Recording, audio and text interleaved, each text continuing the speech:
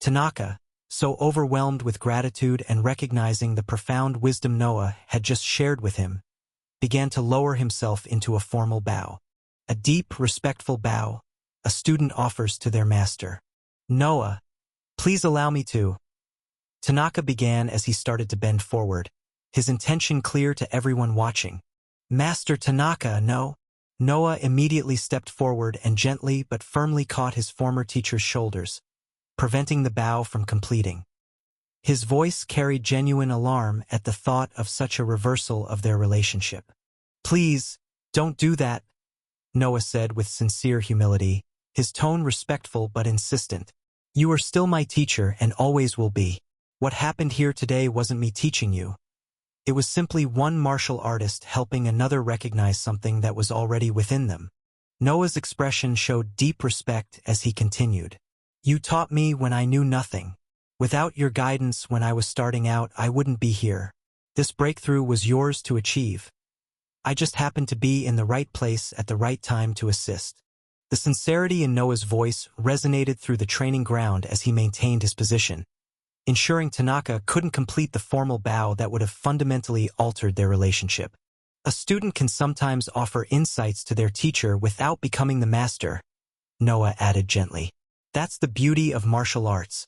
We all continue learning from each other, regardless of rank or experience. The watching crowd was moved by Noah's humility and wisdom, recognizing that his refusal to accept the bow demonstrated the very qualities that had made him worthy of inspiring his teacher's breakthrough in the first place. With 10 minutes left for the match, Noah and everyone else started making their way towards the arena. The energy throughout the resort had reached a fever pitch as spectators realized they were about to witness what promised to be an exceptional finale to an already memorable tournament. Kenzo was nowhere to be seen. Whether he warmed up or not was unknown. But the spectators or competitors didn't look down on him. For Kenzo to reach the finals, he clearly knew what he was doing. Noah went to the designated waiting area where finalists prepared before being called to the platform. The small room provided a quiet space away from the crowd's excitement, allowing him to maintain his focus while the anticipation built to its peak outside. "Noah Carter, Kenzo Strawman, please make your way to the platform." Noah stood up from his seat, composed, then made his way to the platform with calm steps. He was neither rushing nor slow. His expression revealed nothing, maintaining the same neutral mask he had worn throughout the tournament, as if nothing significant was weighing on his mind despite the poisoning attempt and personal vendetta that had transformed this from a simple competition that he wanted to experience into something much more serious. Kenzo also walked towards the platform, though his demeanor had changed dramatically from his previous matches. The confident smile he always wore was conspicuously absent from his face, replaced by a more serious expression that suggested he was taking this final confrontation with the attitude it deserved. As they both took their positions on the elevated platform, the referee stepped forward to address the packed audience. This was the finals after all, and the ceremony needed to match the significance of the moment that would crown the tournament's ultimate victor. "Ladies and gentlemen, welcome to the final battle for the title of Arena Champion," the referee announced. He began explaining the substantial benefits that would accompany the Arena Champion title, wanting the audience to understand exactly what stakes these two fighters were competing for beyond simple bragging rights. The main benefits that were hidden were always the same, but the lower perks were always on display and changed regularly. "The champion will first receive the prize of $1 million, he announced, pausing as appreciative murmurs rippled through the crowd. $1 million wasn't much to everyone present in the crowd, except for some competitors who might not have a good background. Additionally, he continued with building excitement, the champion will receive a custom-made sword forged by one of the master blacksmiths, crafted specifically for the victor's fighting style and preferences. The spectators immediately began talking among themselves with obvious excitement. A sword made by a master blacksmith was nothing simple. It represented far more value than even the $1 million prize. These legendary craftsmen didn't accept commissions even for millions of dollars, instead focusing entirely on perfecting their craft using metals that were extremely rare and difficult to obtain. "That's incredible," someone whispered in the crowd. One time, I had tried to get a sword from a master blacksmith that I had spent a lot just to get in touch with. In the end, he refused to work with me. Getting a custom weapon from them is priceless. The materials alone are worth more than most people make in a lifetime. It's deserved. Whoever wins the finals has immense talent and experience under his fingertips. Another spectator added with awe. The way the referee emphasized that this was merely the first prize clearly indicated there were additional rewards to be revealed, making the championship title even more valuable than the already impressive benefits he had announced. Now that the rewards are stated, the battle may begin when the leaf falls to the ground, the referee announced. I want no foul play in this battle, he continued, his tone becoming more serious as he addressed both fighters directly. However, he was addressing Kenzo more clearly because of his performance in the quarterfinals. You are both talents that come once in a lifetime, and this match should be decided by skill and determination alone. Neither Kenzo nor Noah acknowledged his words with even the slightest nod or gesture of agreement. Both fighters remained perfectly still, their eyes locked on each other with an intensity that made the air around the platform feel charged. Whether they intended to follow the referee's instructions about fair play remained completely unknown to the watching crowd.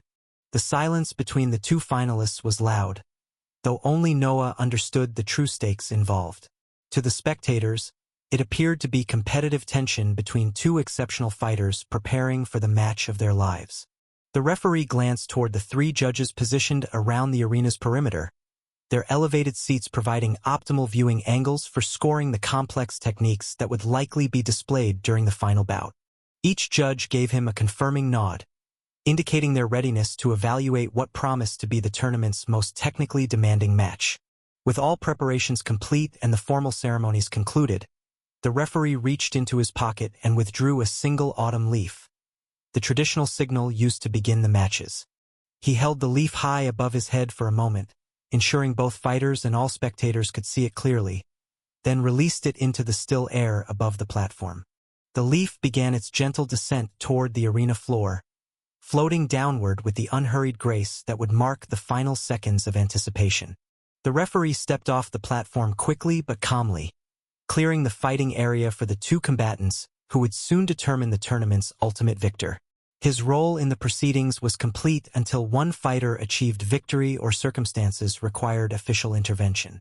The final match was about to begin, and the entire arena held its breath as the leaf continued its slow journey toward the ground that would signal the start of what promised to be an unforgettable confrontation between two martial artists who had proven their exceptional abilities throughout the tournament. The leaf continued its graceful descent through the still air, each second stretching like an eternity as the two fighters remained motionless on the platform. The entire arena seemed to hold its collective breath, waiting for the moment when the natural timer would touch the ground and unleash what promised to be an explosive finale. When the leaf finally made contact with the platform floor, everyone who expected immediate attacks was disappointed with the lack of it.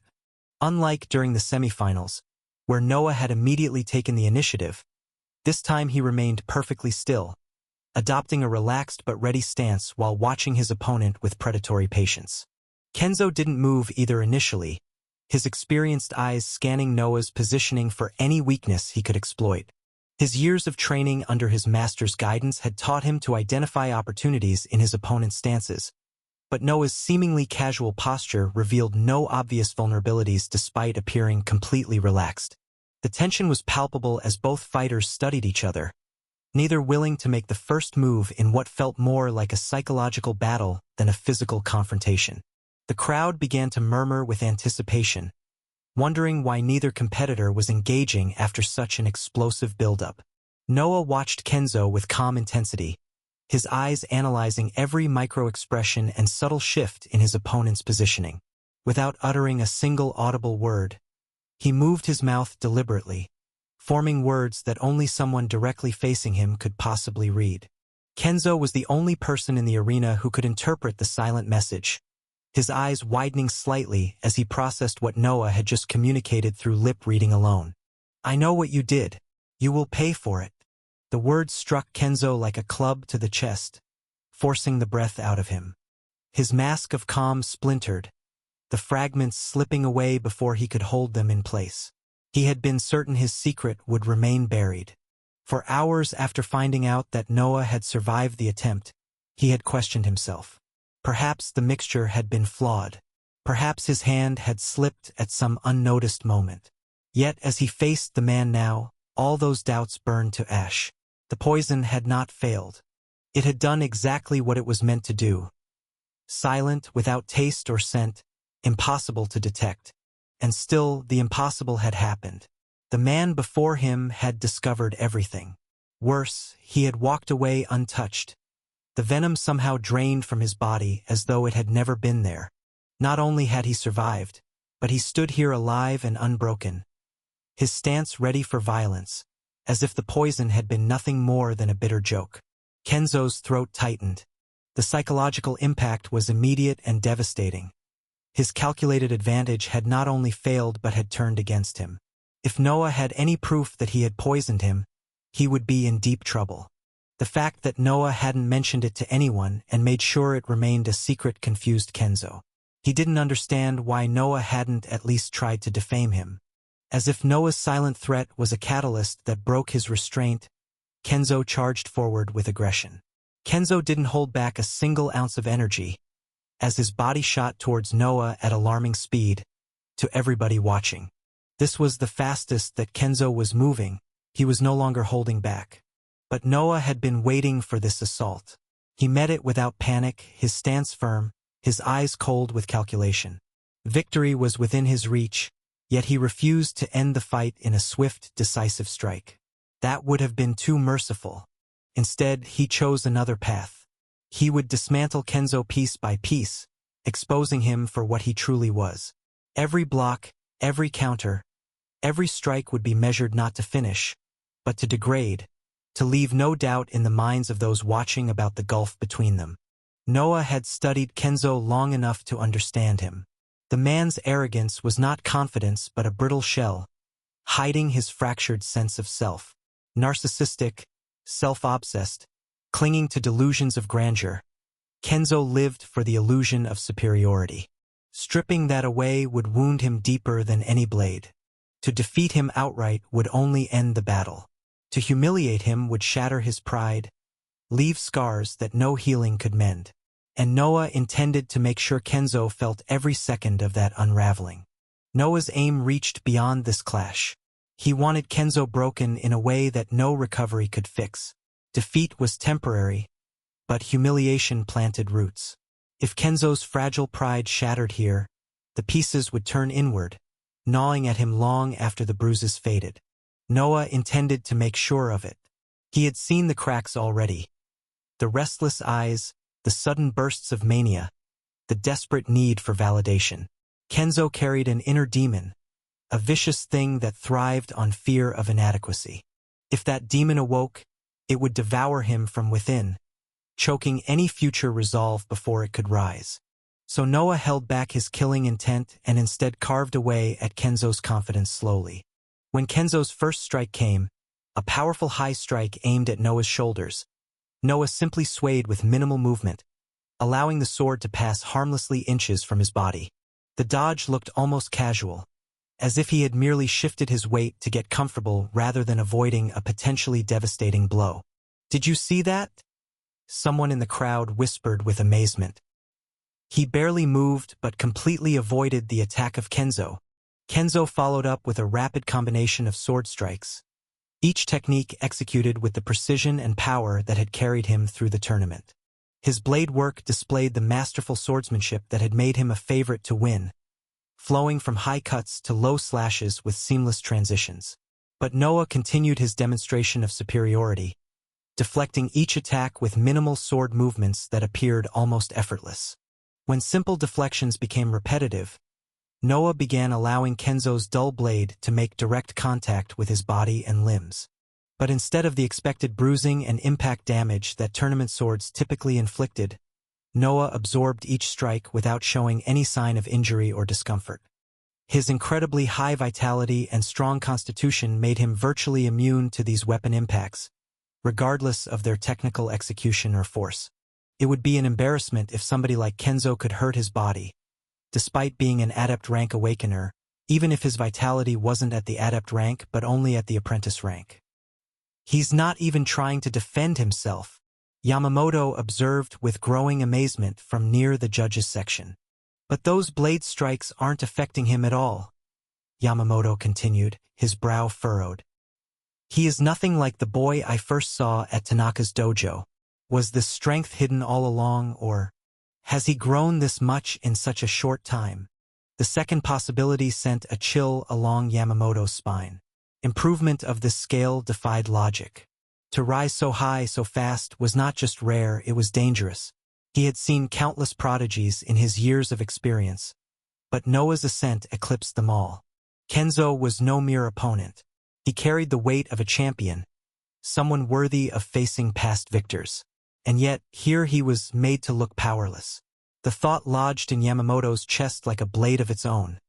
If Noah could do this now, what heights would he reach tomorrow? The crowd began to murmur with confusion and excitement as they watched Noah stand motionless, while Kenzo's most powerful sword techniques failed to produce any visible effect.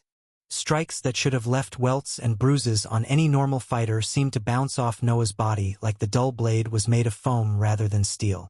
Kenzo grew more embarrassed as he hit Noah's body, yet it held no results. His brain switched and his killing intent rose. He switched stances and aimed at Noah's neck. He didn't believe that Noah's neck was invulnerable. When the attack approached his neck, Noah decided to finally move his sword as if swatting a fly to block the attack.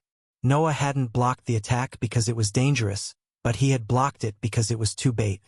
Being attacked in such a weak spot and remaining undamaged, it would raise many questions he wasn't ready to answer, nor did he want to answer. Clang. Seeing Noah defend for the first time in a while, a smirk formed on Kenzo's face as if he were a victor. Not so invincible after all, huh? After the exchange, Kenzo had found the spot he was going to attack. The neck. He didn't care if Noah died, was paralyzed or whatever. As long as he won, that's all that mattered to him. What kind of conditioning does he have? Someone called out from the spectator stands. Those are championship-level sword strikes. But he's not even flinching when they connect. Tanaka watched with fascination and growing understanding of just how much his former student had advanced beyond conventional martial arts limitations. The enlightenment he had experienced earlier gave him deeper insight into the incredible nature of what he was witnessing. When Noah grew tired of demonstrating his defensive capabilities, he began parrying Kenzo's sword attacks without moving his feet at all. His blade intercepted strikes with perfect timing and positioning, but his lower body remained planted as if rooted to the platform floor. Each parry was executed with such accuracy that Kenzo's blade momentum was completely redirected without Noah having to give ground or adjust his stance. The technical mastery required for such stationary swordplay was beyond anything the spectators had ever witnessed in competitive martial arts. "This is impossible," one of the eliminated competitors muttered from the audience. "I've never seen anyone who can parry attacks like that without adjusting their footwork. The leverage doesn't work. Look at his stance. Completely static," another fighter observed with awe. "He's defending against championship-level swordplay without taking a single step in any direction. He was hiding his strength all along. He is not a normal competitor. He is a master." The demonstration continued for several minutes as Noah completely dismantled every assumption the audience had about competitive swordsmanship. He had transformed what should have been an evenly matched finale into a one-sided exhibition that showcased blade work far beyond normal champions.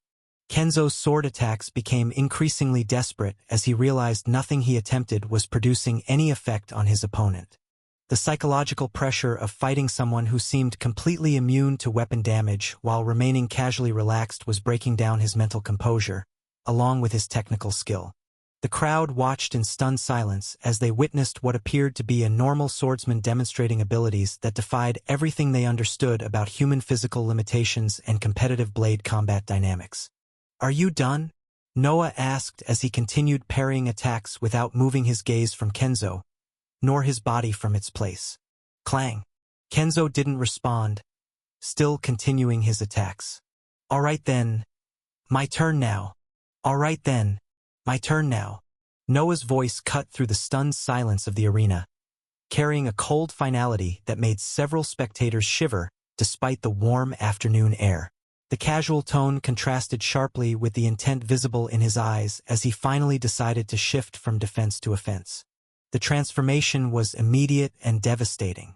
Noah's sword moved with speed that made Kenzo's previous attacks look sluggish by comparison, the dull blade striking with against joints, pressure points, and vulnerable areas that would cause maximum pain without risking lethal injury. The first strike caught Kenzo across the ribs with enough force to drive the air from his lungs. Before he could recover, Noah's blade cracked against his sword arm, numbing the muscles and weakening his grip on his own weapon. The one-sided slaughter had begun, and nobody present would be able to stop it. What is this speed? Someone gasped from the spectator stands as Noah's blade became almost invisible, striking multiple times before Kenzo could even attempt to raise his guard. Kenzo tried desperately to mount some defense, but every attempt was immediately punished with another precisely placed strike. Noah's training had elevated his swordsmanship to a level that transcended even talented humans like Kenzo, making the match feel less like a competition and more like an execution. The dull blade struck Kenzo's knee, buckling his leg and forcing him to stumble. Before he could fall, another strike caught his shoulder, spinning him partially around. Arg! A third blow slammed into his lower back, arching his spine in agony. Stop this! The match is clearly decided, someone shouted from the crowd, unable to watch the one-sided brutality continue. But Noah showed no signs of stopping. Each strike was calculated to inflict maximum pain and cumulative damage while remaining technically within tournament rules. The dull blade couldn't cut, but the force behind each impact was leaving deep bruises and possibly cracking bones beneath Kenzo's increasingly battered body. Kenzo's face had gone pale with pain and shock, blood trickling from his split lip where an upward strike had caught him across the jaw. His breathing came in ragged gasps as his ribs protested with each attempt to draw air into his lungs.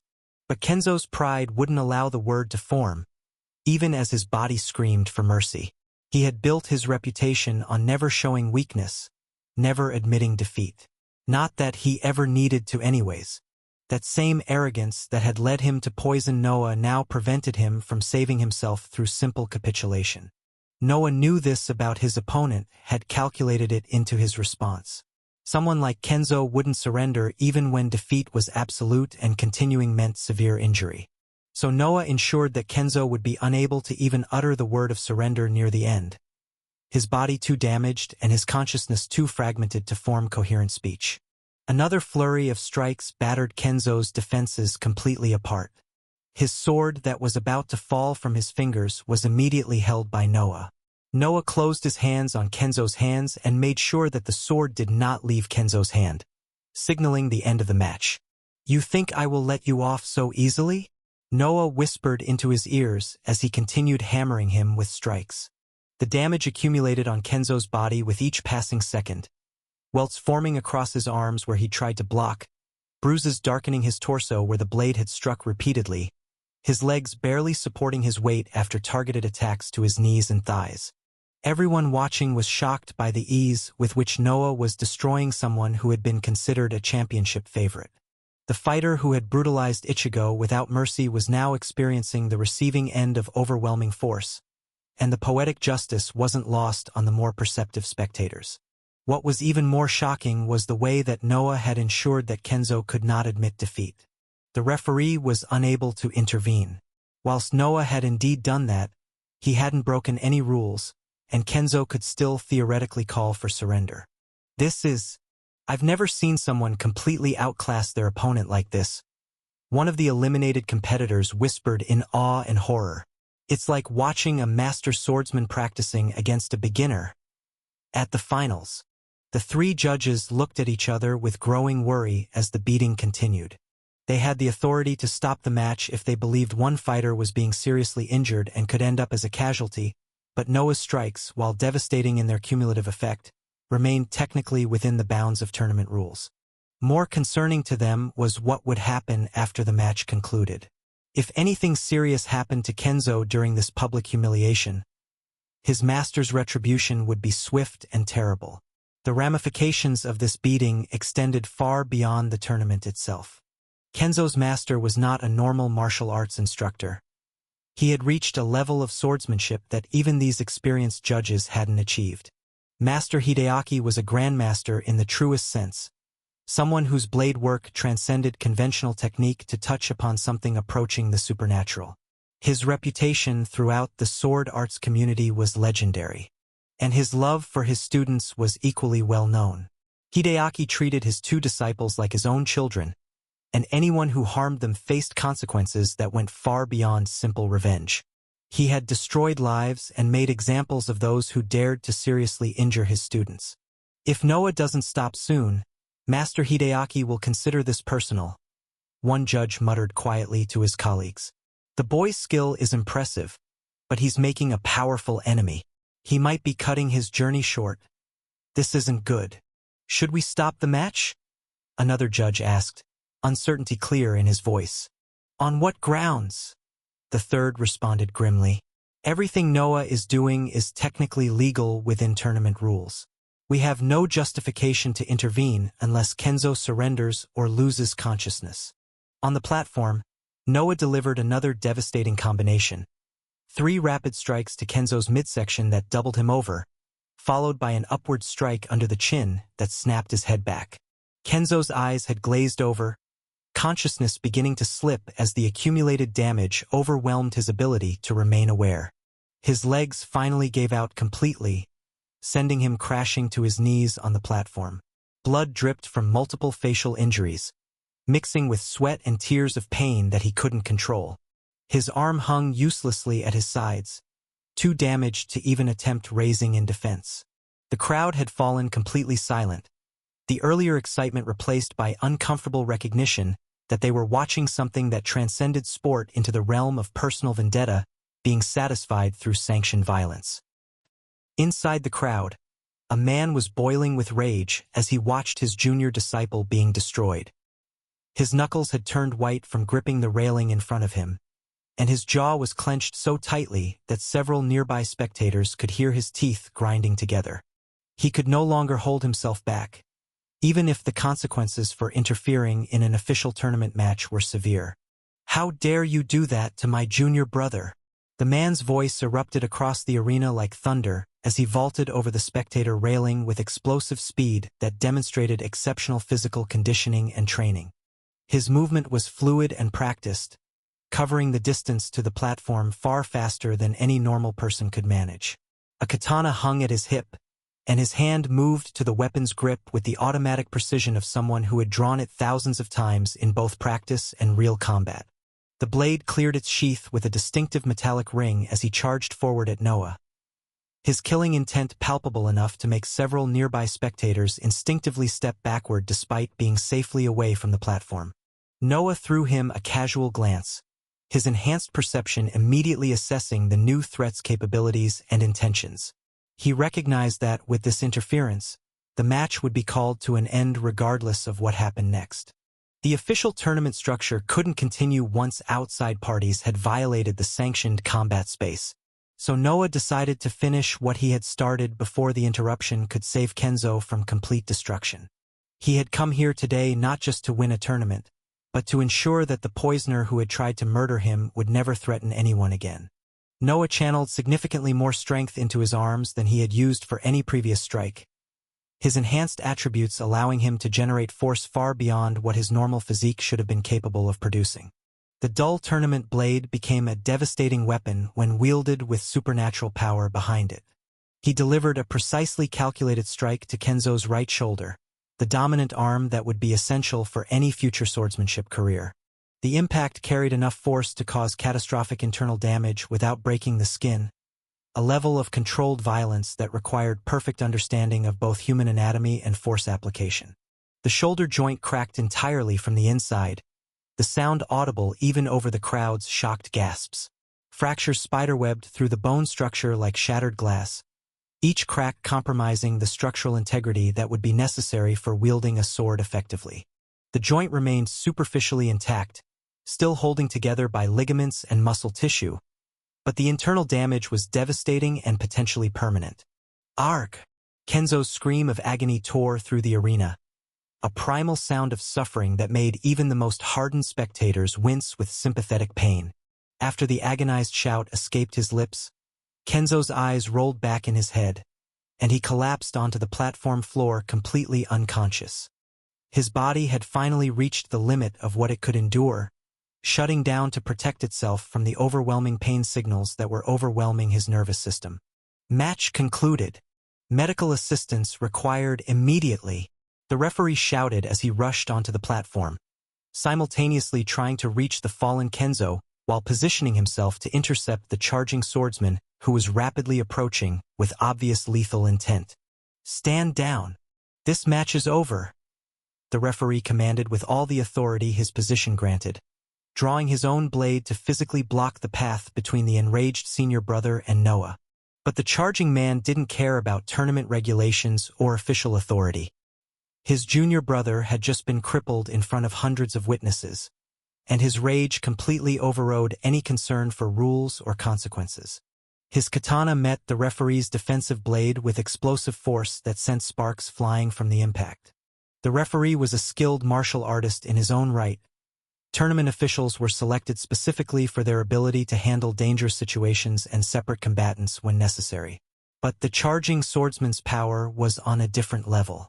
Their blades clashed for barely 2 seconds before the referee's weapon was forcefully knocked aside, his defensive stance completely overwhelmed by the superior technique and raw power behind his opponent's attack. The referee stumbled backwards, off balance and unable to maintain his position as a barrier between Noah and the incoming threat. The crowd's shocked murmurs suddenly transformed into excited recognition as they finally identified the enraged swordsman now standing on the platform with his blade drawn and pointed directly at Noah. "Wait, isn't that Saika?" someone shouted with sudden realization. "The previous tournament winner from 3 years ago?" Another voice added with growing alarm. "He's Kenzo's senior brother from the same dojo?" A third spectator called out as the connections became clear. "Noah is in serious trouble now," one of the eliminated competitors muttered with genuine concern. "Saika isn't just a champion, he's a powerful one at that. He can be regarded in the top 3. He was able to overpower the referee like he was nothing." The recognition rippled through the crowd as more people realized exactly who had just violated tournament protocol to confront Noah. Tanaka's expression showed deep concern as he watched his former student face a threat far more serious than any tournament opponent. Saika possessed years of additional training and real combat experience that went far beyond sanctioned matches. This confrontation could result in genuine tragedy if it weren't handled carefully. On the platform, Saika's eyes burned with cold fury as he faced Noah, his katana held in a ready stance that promised devastating violence. The real battle was about to begin, and the tournament rules that had protected both fighters were no longer relevant. Saika's fury erupted like a volcano as he launched himself at Noah with murderous intent. His katana carved through the air in a devastating arc aimed directly at Noah's neck. If it connected, the live steel blade was capable of killing. Years of championship experience and rigorous training under Master Hideaki poured into that single strike. Every ounce of his considerable skill focused on avenging his fallen junior brother. But Noah's dull tournament blade rose to meet the attack with casual precision, intercepting the katana's path as if he had known exactly where it would be. Clink! The metallic clang of steel meeting steel rang across the silent arena, but Noah's expression remained completely cold and unmoved by the ferocity of the assault.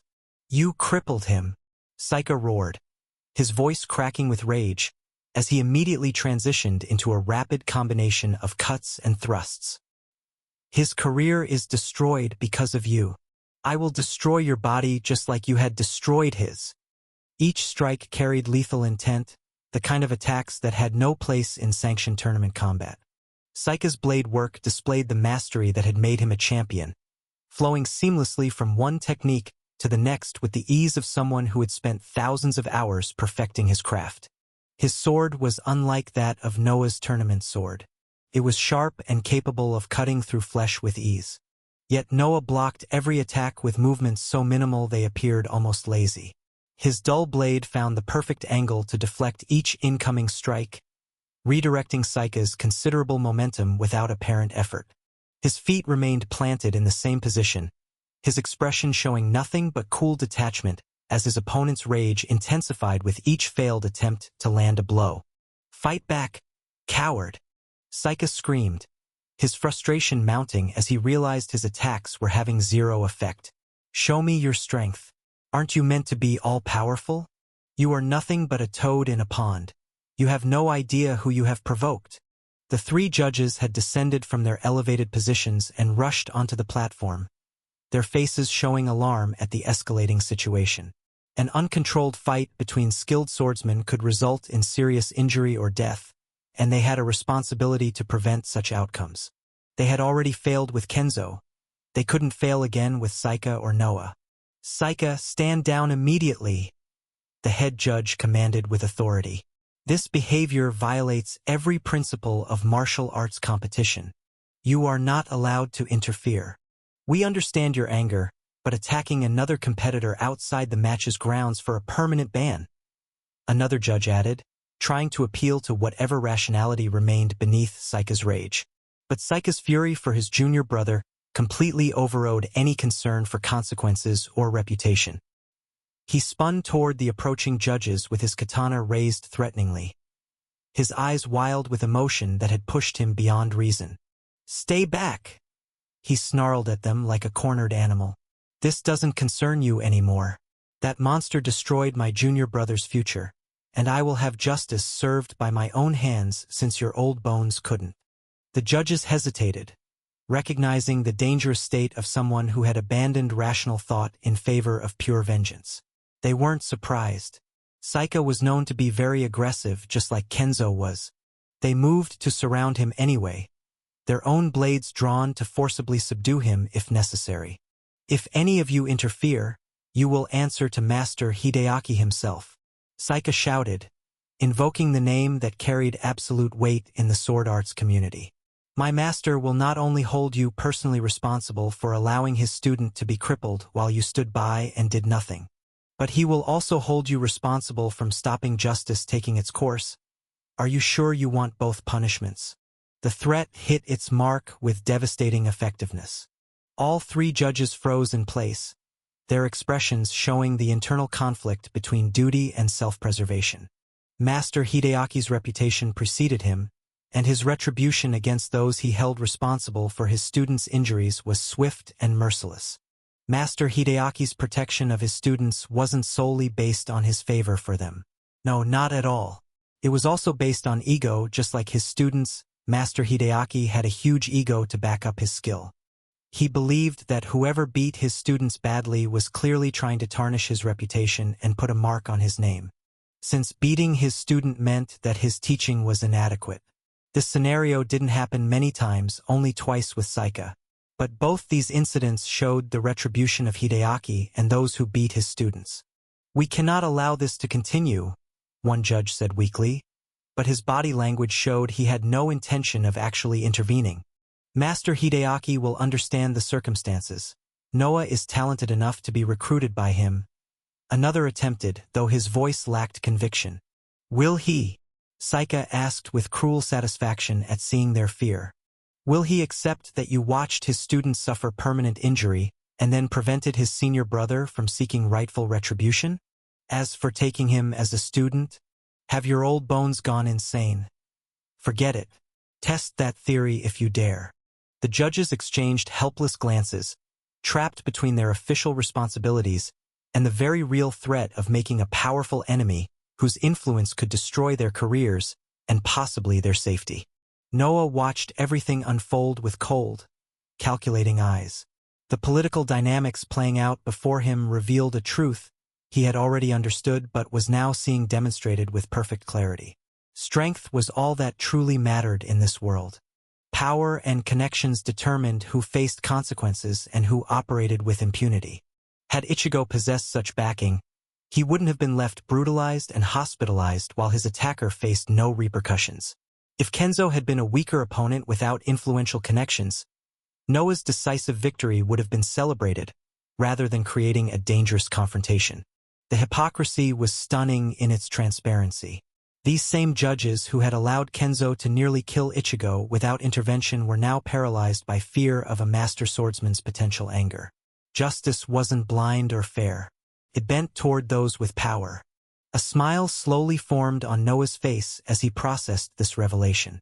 It wasn't a new revelation, not at all. He knew this very well, but it was still amusing. The expression carried no warmth or humor, just amusement at the pathetic display of cowardice masquerading as respect for tradition and hierarchy. "Are you finished with your threats?" Noah asked Saika. His voice cutting through the tension the entire arena was feeling with absolute calm.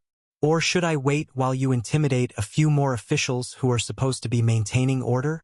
The judges and referee lowered their heads in shame. Noah was right, but they could do nothing about it. Saika whirled back toward him with renewed fury, apparently interpreting Noah's composed demeanor as mockery rather than indifference. "You think this is funny?" Saika's voice dropped to a dangerous whisper as he advanced with his katana held in a perfect defensive stance. "I'm going to carve that smile off your face along with your ability to ever hold a sword again. You talk too much. Why don't you try?" Noah replied simply, his tone suggesting he was discussing something as mundane as the weather rather than facing a threat to his life, or so people thought. What followed was less a battle than a complete and utter dismantling of Saika's inflated reputation. The champion's opening attack came with championship speed and precision, a complex feint followed by a devastating real strike that had defeated countless opponents throughout his career. Whoosh! Noah's dull blade intercepted it with contemptuous ease, his counter coming so fast that Saika barely registered the movement before the tournament's sword cracked against his ribs with bone-jarring force. Saika staggered backwards, shock replacing rage on his face, as he processed what had just occurred. Nobody should have been able to counter that combination, and certainly not with a dull practice blade against live steel. "Impossible," he muttered, adjusting his stance to something more defensive. That was just luck. His next attack was more cautious, probing Noah's defenses rather than committing fully to an assault. But Noah simply walked through his guard as if it didn't exist, his blade striking Saika's sword arm with enough force to numb the muscles and weaken his grip on the katana. "Stop toying with me," Saika roared, launching into a desperate combination that represented his absolute best techniques, the culmination of years spent perfecting his craft. Noah blocked the first 3 strikes without moving his feet. The 4th he simply allowed to bounce off his shoulder without effect. The 5th, he caught on his blade and used the momentum to spin Saika completely around, leaving his back exposed for a devastating strike to the spine that dropped the champion to his knees. The entire exchange had taken perhaps 5 seconds before the crowd erupted in shocked gasps and confused murmuring as they watched a former champion who was supposedly strong with more experience being reduced to a kneeling position by someone they had assumed was simply a talented tournament participant rather than a martial artist operating on a completely different level. "Who is this Noah Carter?" someone whispered with awe. "He is something else. It's like Earth has just born its natural champion. This kind of potential. It's insane." "That wasn't even close," another spectator observed with disbelief.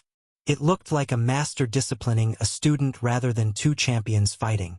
Saika struggled to rise, his pride refusing to accept the reality of his complete outclassing. Blood trickled from his mouth where he had bitten his tongue during the impact, and his sword arm trembled from the nerve damage Noah's precise strike had inflicted. "Stay down," Noah advised without emotion. "This doesn't have to get worse for you." But Saika's ego couldn't process surrender. He forced himself to his feet despite his body's protests, raising his katana with shaking arms for another futile attack. Noah's next strike was almost pitiful in its restraint. He could have crippled Saika as thoroughly as he had destroyed Kenzo, but instead merely disarmed him with a precise blow to the wrist that sent the katana clattering across the platform. Then Noah's dull blade caught Saika under the chin with just enough force to snap his head back and send him sprawling unconscious onto the platform beside his fallen junior brother. Although Saika was annoying, Noah didn't cripple him like Kenzo. Not out of mercy, but simply because Saika hadn't attempted to hurt him without reason. He could understand the reason why Saika had fought him, to protect his junior brother who was crippled. But Kenzo's actions, they were unforgivable in his eyes. The silence that followed was absolute. Every person in the arena stared in shock at the scene before them. Two champions, one current and one former, lying defeated on the platform while their supposed inferiors stood over them without a scratch or sign of exertion. The judges stood frozen, their earlier paralysis now transformed into something approaching terror, as they realized they had just witnessed someone operating at a level that made even Master Hideaki's legendary students look ordinary by comparison. So, what now? Is Noah declared the champion? One of the spectators asked in confusion. The medical team rushed onto the platform with stretchers, muscle memory developed from years of experience taking over as they quickly assessed the two fallen swordsmen. Kenzo remained unconscious, his body limp as they carefully lifted him onto the first stretcher.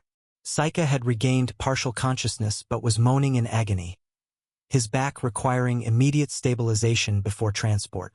"Clear the platform. We need space for medical procedures," the head medic shouted, waving back the curious spectators who had started creeping closer to get a better view of the aftermath. As the medical personnel worked, the head judge approached the center of the platform with obvious reluctance. His face showed the conflict between his duty to declare a winner and his awareness of the complications this victory would create. But tradition demanded completion of the tournament regardless of circumstances. "Ladies and gentlemen," he began, his voice carrying across the now silent arena through the sound system. "Despite the irregular conclusion to today's final match, a victor has been clearly established through the competition." He paused, seeming to gather his resolve before continuing. "The judges have unanimously decided to award the championship title to Noah Carter, who demonstrated superior swordsmanship throughout the tournament and particularly during today's final bout. His win was absolute and there was no questioning it." The announcement triggered mixed reactions from the crowd. Some spectators erupted in applause, genuinely impressed by Noah's overwhelming display of skill. Others remained silent, their expressions troubled by the violence they had witnessed and the implications of what would surely follow. Tanaka stood and clapped loudly from his section, pride evident on his face despite his concerns about the future consequences. Several of the eliminated competitors joined in the applause, recognizing that they had witnessed something truly exceptional regardless of the controversy surrounding it. Two tournament officials approached carrying a large wooden case, its surface intricately carved with traditional martial arts imagery. They set it on a presentation table that had been quickly assembled at the platform's edge, then opened it with care. Inside rested a katana that drew gasps from everyone close enough to see it clearly. The blade gleamed with the unmistakable luster of pure gold, every inch of its surface polished to mirror brightness. The craftsmanship was exquisite to say the least. "The championship blade," the head judge announced, gesturing toward the magnificent weapon. "Forged by craftsman Takashi, this sword is constructed from solid gold and valued at over $80,000. More importantly, it represents the pinnacle of achievement in competitive swordsmanship." Noah approached the presentation table with measured steps, his expression showing appropriate respect for the honor being bestowed despite his internal awareness that the weapon's monetary value meant little to someone with his resources. The symbolic significance held more weight than the gold itself. He accepted the sword with a formal bow, lifting it from its case to examine the craftsmanship. The weight distribution was good despite the unusual material, suggesting the master craftsman had somehow managed to create a functional weapon rather than a mere trophy. "Congratulations, Champion Carter," the judge said formally, though his tone carried undercurrents of concern that had nothing to do with the ceremony itself. The crowd's applause grew louder as photographers captured the moment, immortalizing Noah's victory for tournament records and promotional materials. Several journalists were already typing furiously on their devices, preparing articles about the unknown competitor who had emerged from obscurity to dominate premier martial arts tournament. As the medical team finally departed with their patients, sirens wailing as the ambulances rushed toward the nearest hospital capable of handling severe orthopedic injuries, the ceremonial atmosphere began to dissipate. The reality of what had transpired was settling over everyone present like a heavy fog. After the formal photographs concluded and most spectators began filtering out of the arena, still discussing the shocking events they had witnessed, the head judge approached Noah with a grave expression. "Champion Carter, would you please accompany us to the tournament office? There are matters we need to discuss privately before you depart." The request was phrased politely, but Noah recognized the underlying urgency. He nodded his acceptance, following the three judges through a side entrance that led away from the main spectator areas toward the administrative section of the facility. The tournament office was a modest room dominated by a large conference table surrounded by chairs. Traditional calligraphy hung on the walls alongside photographs of previous champions, creating an atmosphere that emphasized the historical weight of the competition. The judges gestured for Noah to sit before closing and locking the door behind them. Their expressions transformed from formality to something approaching dread as they took their own seats across from him. The shift was so dramatic that Noah almost found it amusing, though he maintained his neutral exterior while waiting for them to speak. "Champion Carter," the head judge began, his voice heavy with concern. "Sigh. We need to warn you about the consequences of what transpired today. Master Hideaki, the instructor of both Kenzo and Saika, is not someone who will accept what happened lightly." The other judges nodded solemnly, their faces showing genuine worry as they discussed Hideaki's likely response. "Master Hideaki doesn't have many disciples. He only has those two," another judge explained. "Still, his reputation extends far beyond competitive tournaments. He is considered one of the greatest living swordsmen, someone who has achieved a level of mastery that perhaps a dozen people alive can claim. More importantly," the third judge added quietly, "he is fiercely protective of his two students." The head judge leaned forward with an expression of barely suppressed anxiety. "We have seen what happens to those who cross him. The man operates by old codes that don't always align with modern legal systems. To put it bluntly, he will come for you," another judge stated. "Perhaps not immediately, since I had last heard he was in Sekultion trying to break through, but he will seek revenge for what you did to Kenzo and Saika. The fact that it occurred during a sanctioned match will mean nothing to him." They paused, exchanging glances, before the head judge delivered the most troubling part of their warning. "We apologize that we cannot do anything to protect you from what may come. Master Hideaki's influence and connections extend throughout the community and beyond. Any attempt we made to shield you would likely fail and only draw his anger toward us as well." The admission of their powerlessness hung in the air like a death sentence. These were respected judges, men with authority and connections of their own, yet they openly acknowledged their inability to stand against a single swordsman.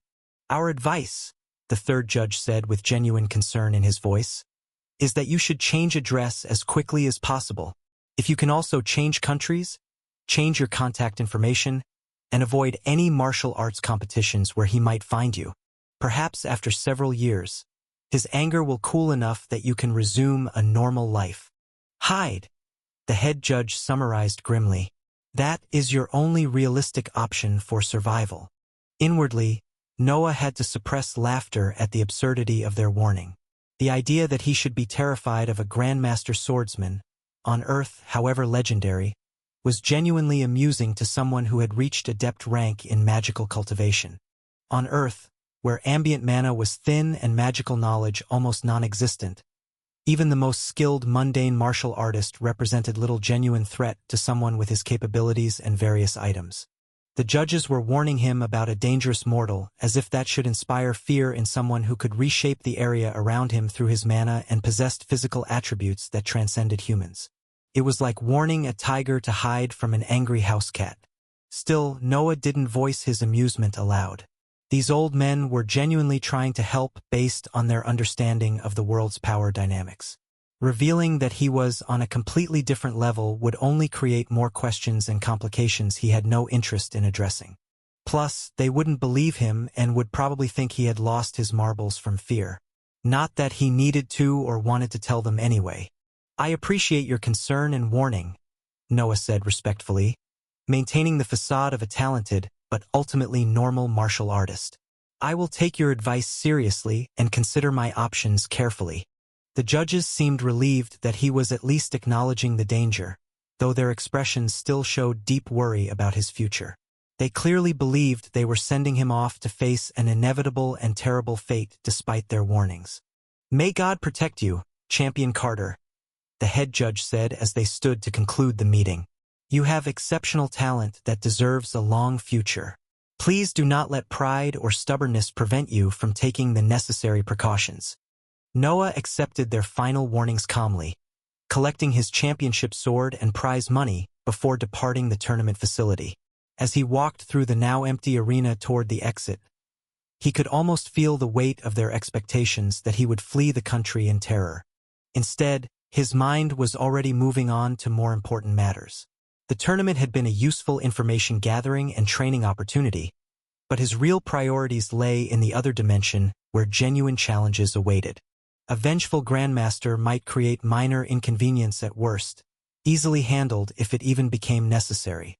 The golden sword caught the late afternoon sunlight as Noah emerged from the building, its gleam attracting attention from the few remaining spectators in the parking area. Some called out congratulations while others simply stared, perhaps wondering if they were looking at a future legend or a dead man walking. Noah smiled slightly as he made his way back toward the parking area, already planning his return to Esta and the continuation of his real advancement. The tournament arc had concluded satisfactorily, and now more important work awaited. Although he was dissatisfied with many things that the tournament organizers had done wrong, their transportation service was still good. The walk back through the resort grounds felt longer than Noah remembered, though that might have been due to the constant interruptions from people wanting to speak with the newly crowned champion. Word had spread quickly about his dominant victory, and suddenly everyone wanted a connection to the tournament's dark horse winner. "Mr. Carter, congratulations on your victory." A middle-aged businessman approached with an eager smile and extended a business card. "I represent several martial arts equipment manufacturers who would be very interested in sponsorship opportunities."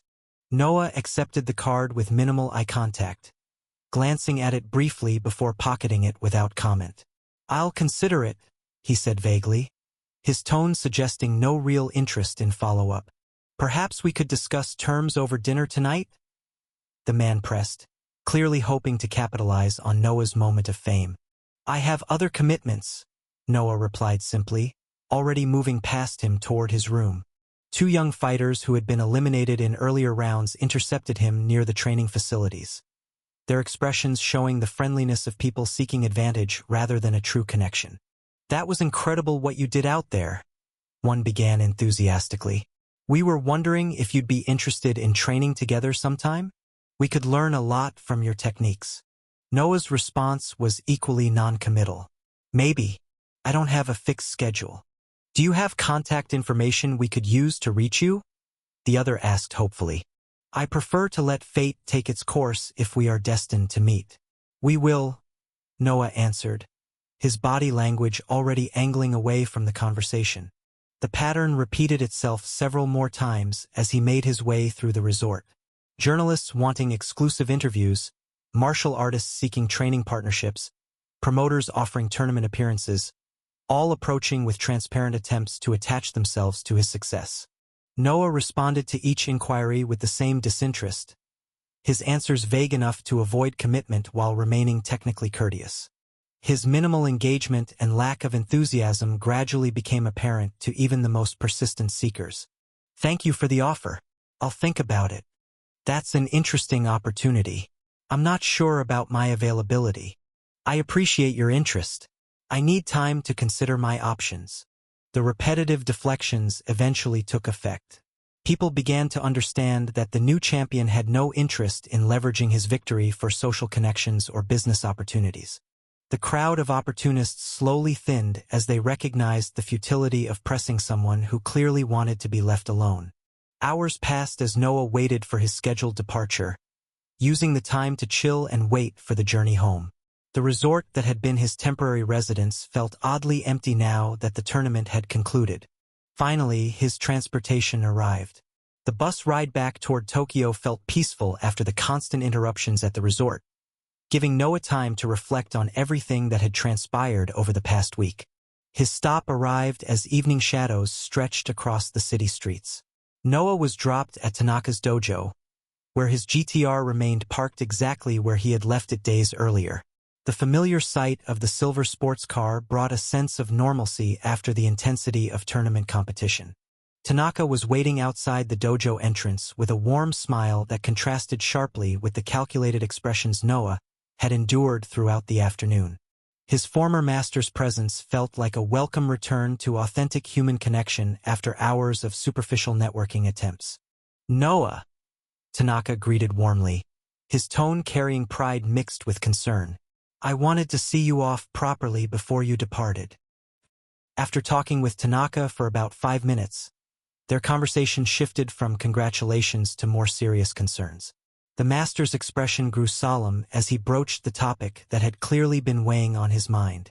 "Noah, I need you to be extremely careful going forward," Tanaka said, his voice dropping to a more private tone. "Master Hideaki is not the type of man who only strikes at his enemies directly. He understands that sometimes the most effective revenge comes from targeting those someone cares about." The implication hit immediately. A frown formed on Noah's face as he processed the warning. It made perfect sense from such a man's perspective. If Hideaki wanted to truly hurt him, attacking Noah directly might prove difficult or unsatisfying. But going after his father, his cousin Ethan, or anyone else close to him would cause far deeper pain than any physical injury. The thought of his father becoming collateral damage in a martial arts vendetta made Noah's blood run cold for a moment. His power meant little if he couldn't protect the people he loved from threats he might never see coming when he was in his shop. But soon the frown eased from his face as he remembered the resources at his disposal. He had the amulet of protection in his storage, along with several others from his daily rewards. Those magical items could shield his loved ones from harm, creating a defensive barrier that no mundane assassin or vengeful grandmaster could penetrate. "I appreciate the warning, Master Tanaka," Noah said with genuine gratitude. "I'll make sure to take precautions for everyone who might be affected." Tanaka nodded, though his expression suggested he doubted any normal precautions would be sufficient against someone like Hideaki. He had no way of knowing that Noah's precautions involved magical artifacts from another world rather than good, normal security measures. "Stay safe, Noah. You have remarkable talent that deserves a long future ahead of it." Noah nodded respectfully to his former teacher one final time before turning toward his GTR. He settled into the driver's seat, the familiar interior providing comfort after days away. The engine roared to life with its welcoming growl as Noah pulled out of the dojo's parking area and began the drive back toward his house. The Detroit streets passed by as he navigated through evening traffic, his mind already planning to distribute the amulets of protection. His father would receive one immediately. That was non-negotiable. Ethan and his family should probably have protection as well, given their current situation with the insurance scammers. The drive gave him time to process everything that had occurred. The tournament victory, Kenzo's attempted poisoning, the confrontation with Saika, and now the looming threat of a grandmaster's revenge. Yet despite all the complications, Noah felt calm and centered. His capabilities had grown far beyond what any earthbound martial artist could threaten, or so he thought, and his resources allowed him to protect those he cared about from dangers they couldn't even perceive. As his house came into view, Noah felt the satisfaction of returning home after successfully completing what he had set out to do. The tournament had provided valuable combat experience and confirmed just how far his advancement had taken him beyond normal human limitations. He pulled into his driveway and killed the engine, sitting for a moment in the quiet darkness while considering his next steps. Tomorrow he would return to Esta and continue his real training. Tonight, he would rest and make arrangements to protect his loved ones from any potential fallout from his tournament victory. Inside his house, Noah was greeted by the sight of his father sitting on the sofa, clearly waiting for his return. When Alan heard the click of the door opening, he immediately got up with visible excitement. "Noah, you're finally back," Alan said, his face lighting up with genuine joy. "How did everything go? Did you make it past the semifinals?" "I've been thinking about the tournament all day." Despite all of these questions, Alana managed to fit in a good hug in between. Noah smiled at his father's enthusiasm, setting down his bag near the entrance. Everything went well, Dad. Better than well, actually. Tell me everything. Did you win your matches? Were the other fighters as skilled as you expected? Alan pressed, moving closer with the eagerness of someone who had been waiting hours for this conversation. Rather than verbally explaining the entire tournament's outcome, Noah reached into his bag and carefully withdrew the championship sword in its presentation case. He opened it slowly, revealing the gleaming golden blade that caught the living room's light and appeared to glow with internal fire. Alan's eyes went wide with shock, his mouth falling open as he processed what he was seeing. Is that, Noah? Is this made of pure gold? Noah nodded, unable to suppress his satisfied smile at his father's reaction. Pure gold. It's the tournament championship prize. I won the whole thing, Dad. You won. Alan's voice cracked with emotion as the full meaning hit him. The entire tournament? Against all those experienced martial artists. The entire tournament, Noah confirmed. Beat everyone in my bracket, then won the finals decisively. Alan stood speechless for a moment, staring between his son and the golden sword as if trying to reconcile this reality with his expectations. Tears began forming in his eyes as pride overwhelmed him. I'm so proud of you, son. Your mother would have been too. And there's also the prize money, Noah added casually, watching his father's reaction. $1 million. Alan's eyes went even wider if that was possible, his hand reaching out to steady himself against the sofa's armrest. $1 million. Noah, that's incredible. With that kind of money, you can pay for this house fully. No more monthly payments, complete ownership. Noah laughed at his father's immediate practical thinking. The suggestion was sweet in its modest ambition, even if it revealed just how vast the gap had become between his father's understanding of his financial situation and the reality. I could buy this house 20 times over with the money I have now, Noah thought to himself with internal amusement. His current assets exceeded $25 million, with daily revenue streams that added over $2 million more every single day. The monthly payments on their modest family home represented pocket change compared to his actual wealth. But there was no reason to share that information with his father right now. Alan had been very supportive of his son, not asking many questions. The shock of learning his son had somehow accumulated tens of millions of dollars might raise questions Noah couldn't adequately answer. That's definitely an option, Noah agreed diplomatically, not wanting to dismiss his father's enthusiasm. Having the house fully paid off would give us both peace of mind. The truth was that Noah had been planning to pay off the mortgage for weeks now, ever since his daily revenue had stabilized at such astronomical levels. He had simply been waiting for an appropriate excuse to explain the sudden influx of money without creating suspicion about its true source. After spending some time with his father discussing the tournament and celebrating his victory, Noah decided it was time to give him the amulet of protection. The conversation with Tanaka about potential threats to his loved ones had solidified his resolve to ensure his father's safety immediately. He reached into his pocket and carefully withdrew the pendant, the magical artifact appearing as an elegant piece of jewelry that wouldn't seem out of place as a simple gift. The amulet's subtle craftsmanship made it look valuable but not ostentatious, perfect for everyday wear without drawing unwanted attention. Dad, I got you something, Noah said, holding out the pendant for his father to see. Alan looked at the amulet with curiosity, reaching out to examine it more closely. Noah, you didn't need to buy me anything. The tournament victory is a gift enough. I wanted to, Noah insisted, placing the pendant in his father's palm. Come on, old man, you're not going to take a gift from your son? I'd really like you to wear it at all times. Okay? It would make me feel better knowing you have it. He deliberately avoided mentioning the amulet's true protective capabilities, telling his father that it could shield him from physical harm or that there might be dangerous people seeking revenge would only cause unnecessary worry and stress that his father needed none of. Alan examined the pendant with appreciation, running his fingers over its surface. It's beautiful craftsmanship. Are you sure about this? It looks expensive. Completely sure, Noah confirmed. Just promise me you'll keep it on. Don't take it off even when sleeping or showering. It's important to me. The earnestness in Noah's voice made Alan nod in agreement, even if he didn't fully understand why his son was being so insistent about a piece of jewelry. All right, son. If it means that much to you, I'll wear it constantly. Noah helped his father fasten the chain around his neck, ensuring the amulet sat comfortably against his chest, where it would remain close to his body and provide maximum protection.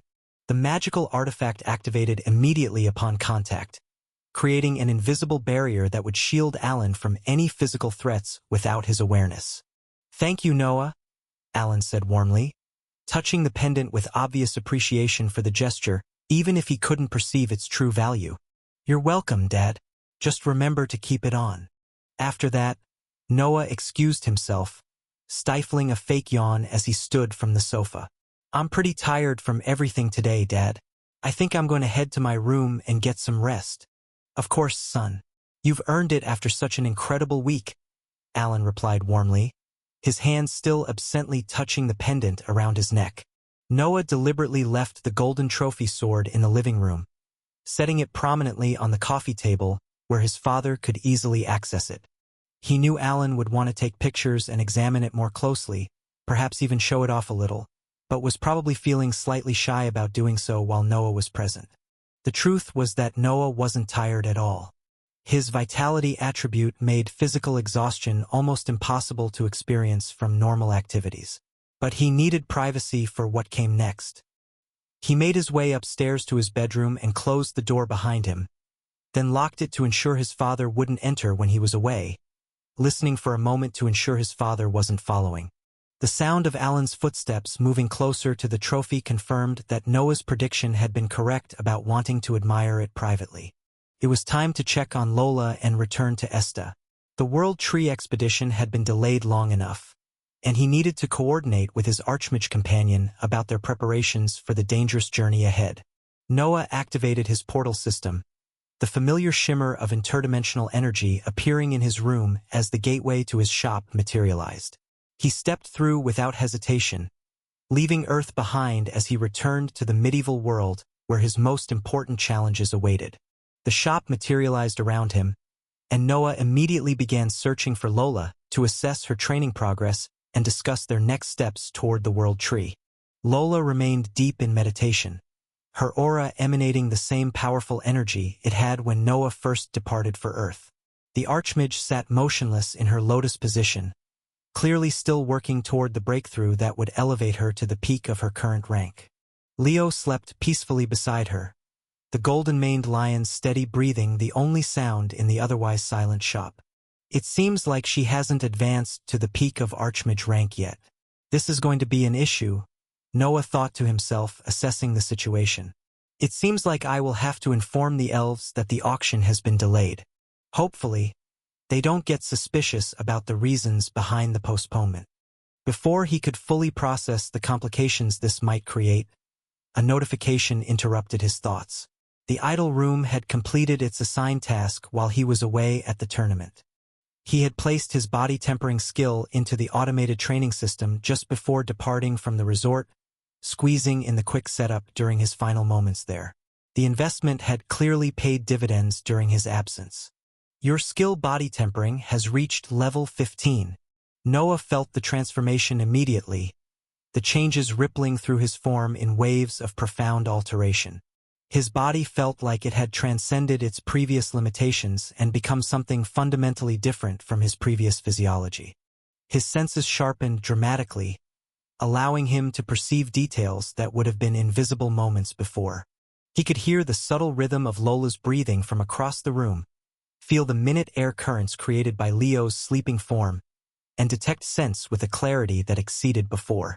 His skin had become noticeably healthier and more resilient, taking on a quality that suggested both vitality and durability beyond what any normal conditioning could achieve. When he pressed his fingers against his forearm, the flesh felt denser and more resistant to pressure, as if his entire body had been compressed into a more efficient physical form. The muscle definition across his frame had refined itself without adding bulk. His movements felt lighter and more controlled, as if gravity's influence had decreased slightly. Noah flexed his hands experimentally, marveling at the responsiveness he could feel coursing through his physiology. He pulled up his full status to review the complete picture of his current capabilities. Host: Noah Carter. Age 28. Shop level 2. Daily revenue: $2,153,000 or equivalent. Current assets: $25,162,340. Shop points: 32,890. Attributes: strength 90, vitality 420, intelligence 270, agility 90. Skills: level 15 smiley face mana control aura, body tempering. Level 14 smiley face wind manipulation. Level 13 smiley face swordsmanship. Level 5 smiley face photographic memory, fire manipulation. Level 4 smiley face cooking. Level 3 smiley face surviving on ramen, finance, gaming. Level 2 smiley face programming.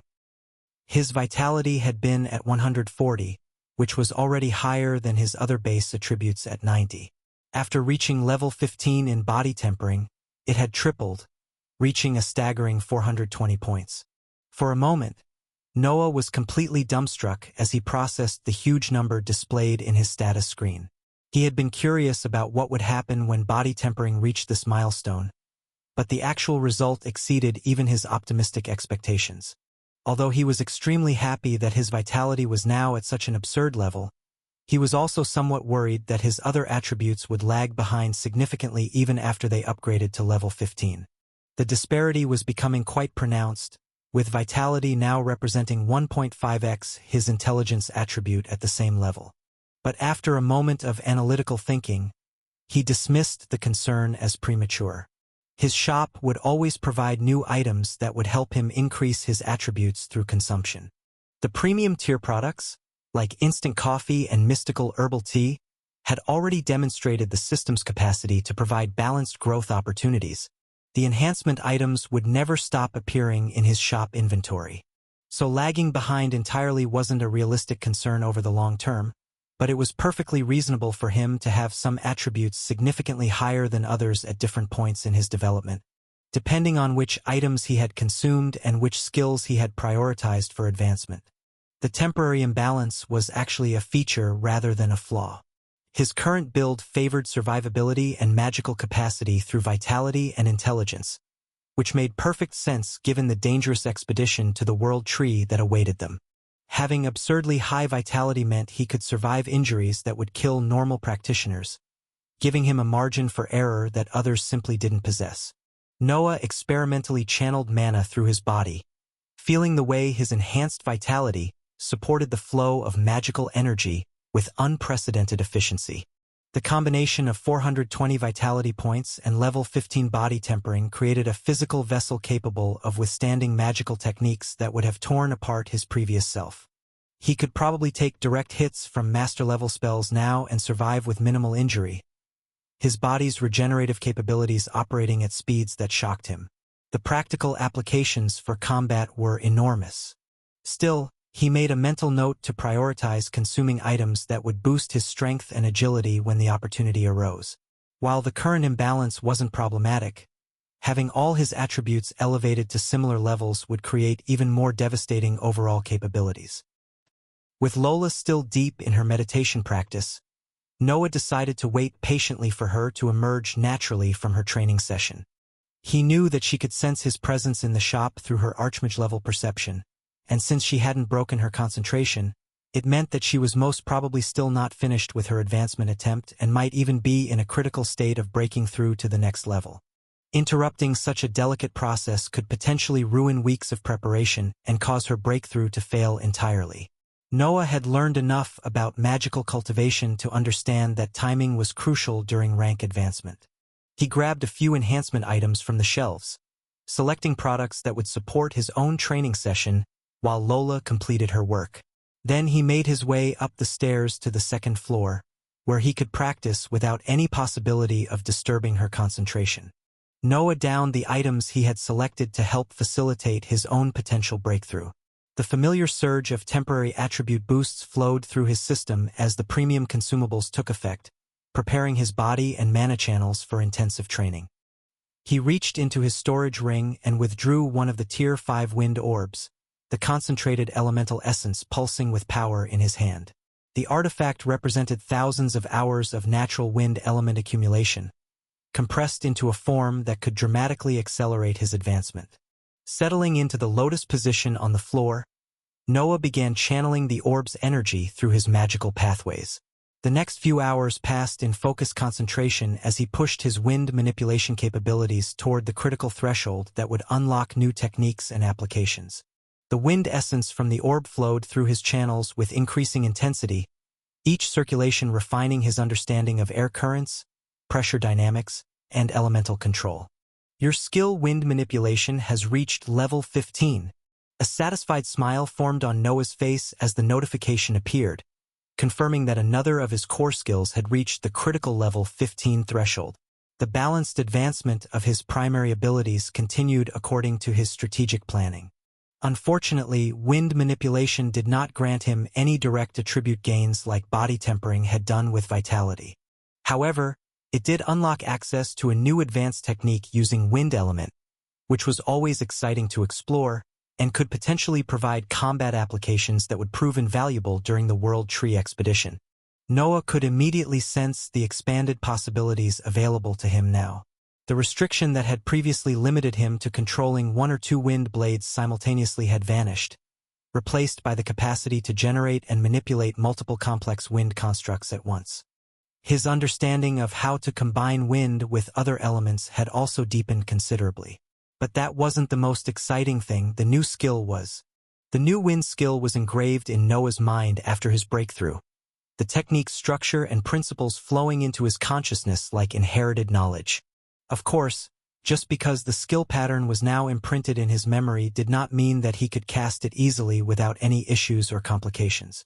No, Noah still needed extensive practice using it to improve his proficiency and efficiency.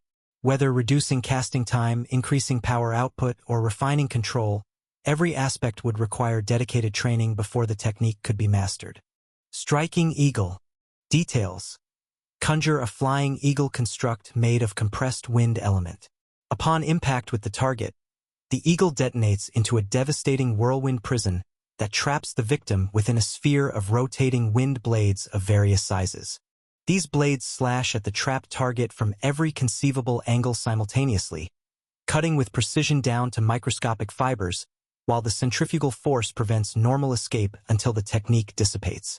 Noah studied the skill's details with fascination, recognizing both its offensive potential and the complexity required for proper execution. Creating a stable flying construct was difficult enough, but programming it to transform into a controlled blade prison upon impact represented advanced elemental manipulation that would challenge even experienced adept rank practitioners. Once he finished reading, he stood up from his spot to stretch.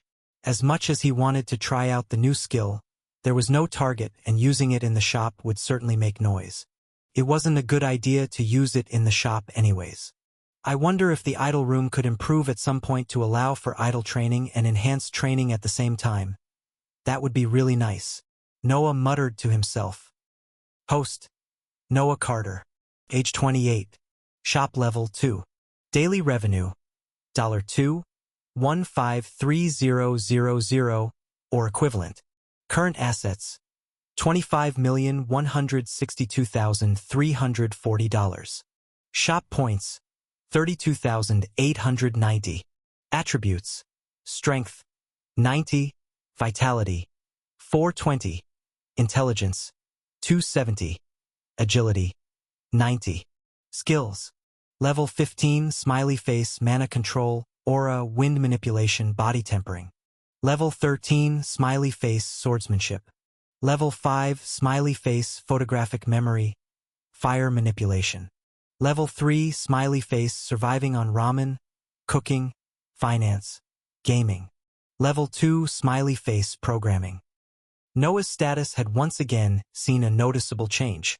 Most of his skills were at the adept rank except for his swordsmanship skill, which was still stuck at level 13 due to the fact that he hadn't been practicing it much.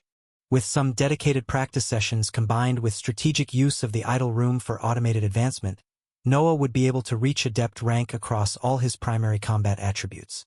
Once that happened, his overall combat power would increase dramatically beyond what any single skill advancement could provide. The synergistic effects of having multiple level 15 skills working together would create capabilities that transcended simple addition of individual improvements. An adept rank practitioner with balanced development across swordsmanship, elemental manipulation, and physical enhancement represented a threat that far and few could possibly handle. Suddenly, an incredibly immense aura erupted from the lower floor, washing over the entire shop like a tidal wave of pure magical pressure. The intensity was so overwhelming that Noah felt it penetrate through the floorboards from the second level, making the air itself feel heavy and charged with power. This aura. A huge smile formed on Noah's face as recognition dawned. The signature was unmistakably Lola's, but transformed and magnified beyond anything he had sensed from her before. The quality of the energy had fundamentally changed, carrying a density and refinement that marked the difference between someone merely powerful and someone who had transcended to a new tier of existence entirely. Noah abandoned his status review and immediately headed toward the stairs, his footsteps quick but controlled as he descended to investigate.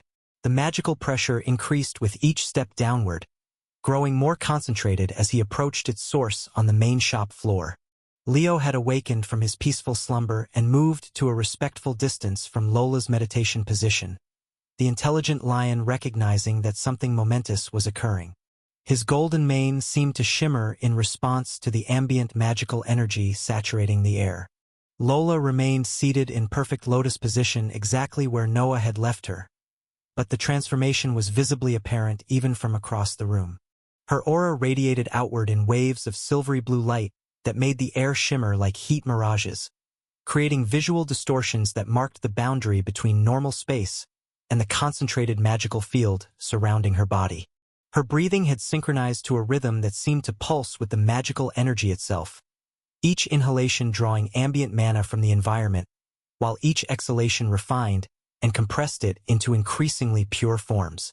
The process was mesmerizing to observe, like watching someone breathe in clouds. Noah watched everything with mounting excitement and shock as he witnessed the final stages of an archmage achieving breakthrough to the peak of their rank. Small sparks of elemental energy danced across Lola's skin like living lightning, each one representing a fragment of power being integrated into her expanded magical capacity. The stabilization process was delicate and critical. Lola's consciousness remained focused inward, carefully balancing the newly expanded power reserves with her existing control frameworks. Too much power released too quickly could cause catastrophic feedback, while insufficient integration would result in unstable capabilities that might fail during critical moments. Minutes passed as Noah observed silently, not daring to interrupt or disturb the concentration required for proper consolidation. The aura gradually began settling from its explosive intensity into something more controlled and refined, though the underlying power remained unmistakably greater than before. Lola's eyes finally opened, revealing irises that seemed to glow with inner light before gradually returning to their normal appearance. A satisfied smile crossed her features as she sensed Noah's presence and recognized his obvious excitement about her successful advancement. "I did it," she said simply, her voice carrying undertones of power that resonated through the air itself. Peak Archmage rank. The breakthrough succeeded. The implications were enormous. Lola had just become one of the most powerful magical practitioners in Esta's entire kingdom, capable of techniques and applications that would seem illusionary to ordinary citizens. Their expedition to the World Tree had suddenly become significantly more viable with her at full strength. Noah's grin widened as he processed the successful outcome. "Congratulations! How do you feel?" Lola responded with her usual playful grin, the expression somehow more radiant now that her power had reached its new peak. She stretched gracefully as she rose from her meditation position, her movements carrying an effortless fluidity. "I feel incredible," she answered, her voice warm with satisfaction. Like I've been carrying weights I didn't even realize were there, and someone finally removed them all at once. My mana reserves have expanded exponentially, and the quality of energy I can channel now has improved. I had always thought that Archmage rank was the end, but this is something else. I could fight 2 or 3 clones of my previous self. She held up one hand and conjured a small sphere of fire that burned with such concentrated intensity it appeared almost white rather than the typical orange-red flames. The demonstration lasted only seconds before she dismissed it with a casual gesture. Noah gulped at the small sphere of fire she had just conjured. Noah felt an endless amount of pure mana coming out of that sphere despite its size. It felt more like a miniature sun than a small sphere of flame. More importantly, I can feel that my understanding of the fire element has deepened considerably. Techniques that seemed impossibly complex before the breakthrough now feel achievable with proper practice. The gap between Archmage and Peak Archmage is far more significant than I anticipated. It's comparable to a whole rank breakthrough. Lola's grin widened as she looked directly at Noah. And I have to say, having my handsome boss here to witness the moment makes the achievement even sweeter. We're finally ready for the World Tree Expedition whenever you want to proceed. Noah raised an eyebrow at her comment, unable to resist responding to her playful tone. You know, your teasing is getting bolder now that you've broken through. Should I be concerned about what happens now? Before he could react, Lola demonstrated exactly how much her advancement had improved her speed and agility. She appeared directly in front of him with movement so swift it seemed like teleportation. Her face positioned mere centimeters away from his. Her breath was warm against his skin as she looked directly into his eyes with amusement. "Are you sure you could stop me, boss?" Lola asked softly, her voice carrying a teasing lilt that made the situation feel both dangerous and playful simultaneously. Noah felt his heart rate spike despite his usual composure around her teasing. The proximity was deliberately provocative, and Lola clearly knew exactly what effect she was having. Her ruby eyes sparkled with mischief as she maintained the intimate distance without actually closing the final gap. For a moment, Noah considered calling her bluff, but instead he turned his head to the side with an exaggerated sigh that carried obvious humor rather than genuine exasperation. "I see the power has gone completely to your head, Peak Archmage, and suddenly you think you're irresistible," Noah said in a joking manner. Lola laughed warmly and stepped back to a more appropriate distance, her expression showing satisfaction at having successfully flustered him, even if it was for a brief moment. "I don't think I'm irresistible. I know you find me irresistible. There's a difference." Despite the teasing nature of the exchange, something had shifted subtly in the atmosphere between them.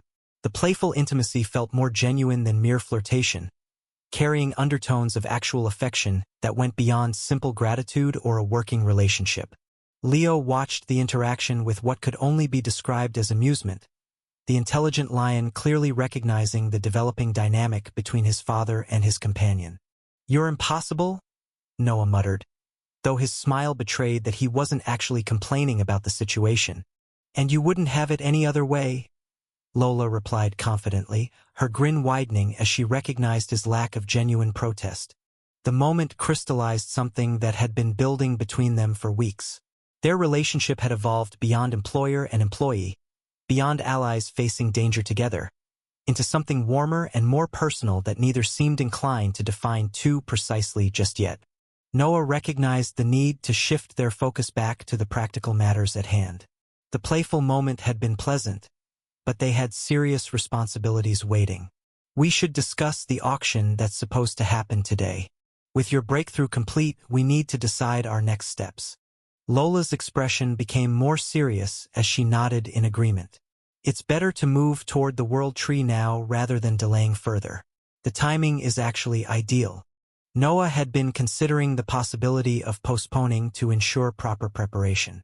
"Should we inform the elven factions that we're delaying the auction? Give ourselves more time to depart? We can depart later at night with fewer eyes on us." Lola shook her head firmly, her thinking clearly still sharp despite the recent intensive training. "Once we announce a delay, they'll become immediately suspicious that something unusual is happening. Their attention and scrutiny will increase dramatically. The Dark Elves might assume we're secretly partnering with the Light Elves, while the Light Elves will suspect collaboration with their enemies. Both conclusions would be false, but perception matters more than truth in political situations. They'll station more observers, increase their intelligence gathering, and make our movements significantly more difficult. The analysis made complete sense. Noah nodded his understanding. All right, we should move now, then. Adrian Silveroak, the Queen's nephew, already provided us with the coordinates and general area where the World Tree is located. We can make our way there directly without needing to involve the elven factions in our preparations. What time do you think we should depart? Lola glanced toward the shop's windows, assessing the ambient light conditions outside. Let's move immediately. I've actually been considering this exact issue during my training sessions, so I spent time improving my stealth skills alongside my breakthrough work. They've improved significantly with my advancement to peak Archmage rank, so it should be manageable to bypass the elven scouts surrounding this area without detection. Inside the Light Elven Kingdom's Grand Palace, the throne room carried an atmosphere of subtle tension. Crystal chandeliers emitted ethereal light traveling across marble floors inlaid with silver, while the assembled courtiers maintained careful silence as they awaited their queen's attention. The queen sat on her throne with no readable expression on her face. Her eyes remained fixed on a single point, as if she could see something nobody in the throne room could. An archmage approached the elevated throne with measured but hurried steps, his robes marked with the insignia denoting his high ranking within the magical corps. He lowered his head formally before speaking, his voice carrying the appropriate deference for addressing the strongest elf, the Queen. Your Highness, I bring urgent news regarding a matter of internal security that requires your immediate attention. Queen Seraphina sat motionless upon her throne of living wood, her expression completely blank as she regarded the mage. Her recent consumption of the rose petal candy had amplified her natural beauty to almost supernatural levels, but it had also enhanced the cold authority that made even her most loyal servants approach with caution. Speak, she commanded simply, her tone carrying absolute expectation of compliance. The archmage raised his head slightly while maintaining his respectful posture. The previous captain of the Royal Guards, Adrian Silveroak, has been successfully detained after his attempt to escape the kingdom alongside several of his followers. The operation concluded approximately an ago with minimal casualties among our forces. The announcement should have triggered visible reaction, but Seraphina's expression remained utterly neutral, revealing nothing of her internal thoughts. She had harbored suspicions about her nephew for years now, watching the captain of her royal guards with growing wariness despite his impeccable service record and family connections. Adrian's position had made direct investigation nearly impossible without concrete evidence. She also couldn't outright kill him or remove him from his post based on suspicions. Not that she didn't have the power to now, but she was also his aunt, and blood ran thicker than water. Furthermore, as the captain of the Royal Guards, he had loyalty from elite warriors throughout the kingdom and possessed access to sensitive information that could prove catastrophic if shared with enemies. Moving against him prematurely would have fractured the military command structure and potentially triggered civil conflict. That had remained true until one of Seraphina's carefully planted spies managed to infiltrate the inner circle of Adrian's confidants. The intelligence operative had spent years building trust, attending clandestine meetings, and trying to document evidence of treasonous coordination with external powers. Finally, during a secret gathering earlier today, the spy had provided sufficient proof to justify immediate action. Adrian had been caught in the act of discussing sensitive information. Although Adrian was coordinating with Dark Elves, his betrayal made undeniable by spies being caught red-handed mid-meeting. Seraphina knew very well from the spies that the hidden organization that her nephew had created wasn't to benefit the Dark Elves necessarily, but to coexist with them and to build a kingdom that both can thrive in. But still, for her, this was treason. Her own nephew had decided to overhang her rule and create a kingdom where the evil elves she hated could live happily. Absurd. Your actions have consequences that you knew very well, yet you still decided to betray me, foolish nephew. Seraphina thought with some sorrow and melancholy. She felt sad that she had to kill the son of her elder sister that had died while saving her from an attack by a group of dark elves. Sorry, Ilya. Your son had become corrupted.